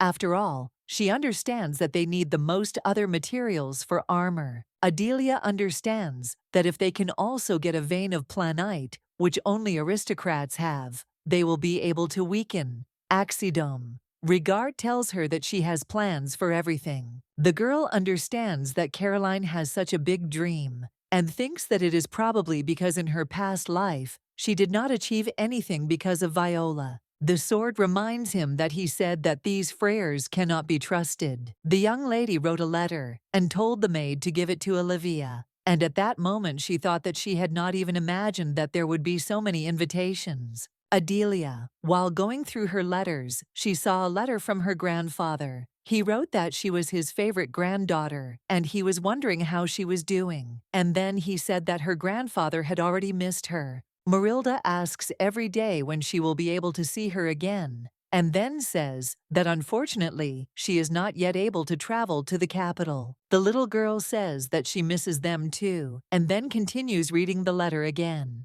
Grandfather reports that he finally attaches a list of visitors to their domain. from the period when the theft occurred, which he spoke about with His Highness Husan, the head of these arrogant magicians from the Magic Tower. After reading this, the main character became interested in why he went there a couple of days before the incident. And she thinks that if he wanted to hide the fact of work, then she does not understand why he wrote down his real name. Regard says that almost no one knows the real names and faces of the magicians from the tower, because they can easily transform. Adelia knows that she too met him in unusual circumstances. A man asks a girl where she is from, because he sees she has silver hair. The young lady realizes that they first met in the middle of the war, where he acted as a backup. One day, Husan invited the girl to go with him to the tower. After all, he was interested in how long she was going to work as the king's mongrel, and then he assured her that he would treat her well. After the lady retired, they never saw each other again, and she understood that he was not just a mage from the tower, but for her, he was a great partner, and she did not think that she would meet him in this life, and she has rather mixed feelings. Adelia thought that since he was on this list, she should talk to him. The main character read the next candidate on the list, and it was Count Motivan's Nilok, and he somehow wanted to become a vassal of their family. The sword claims that this means he is on their side. The young lady objects and assures that this is not so, since she believes that Nolochi is one of those who immediately turned away from them after the death of her father and brother. The girl says that they came to her a couple of days before the coming-of-age ceremony, and he said that a single girl would hardly be able to handle the controls, and then said that he had a free spot. The gentleman said that if she wanted, he would gladly take her under his wing and help wash away the shame from their family. Adelia realizes that she has another item on her list of retribution. The next day, Killian wishes them a productive training session, and then the girl and the prince began to fight with swords. The assistant tells the princess that the accuracy of her strikes has increased significantly, but he thinks that she loses the initiative too often focusing on defense, and despite a whole week of inactivity, her skills are still at their best, and for him, this is amazing. At this time, the main character thought that she was simply reflexively used to defending herself. Killian turns to His Highness and says that he has clearly become stronger and his attacks faster, but he often repeats himself, and therefore, it is easy for the opponent to predict his next move. And then he suggests that they meet at the next lesson. The main character informs His Highness that they have sent him the list he asked for. The butler informs him that Archduke Axidum wishes to meet with him.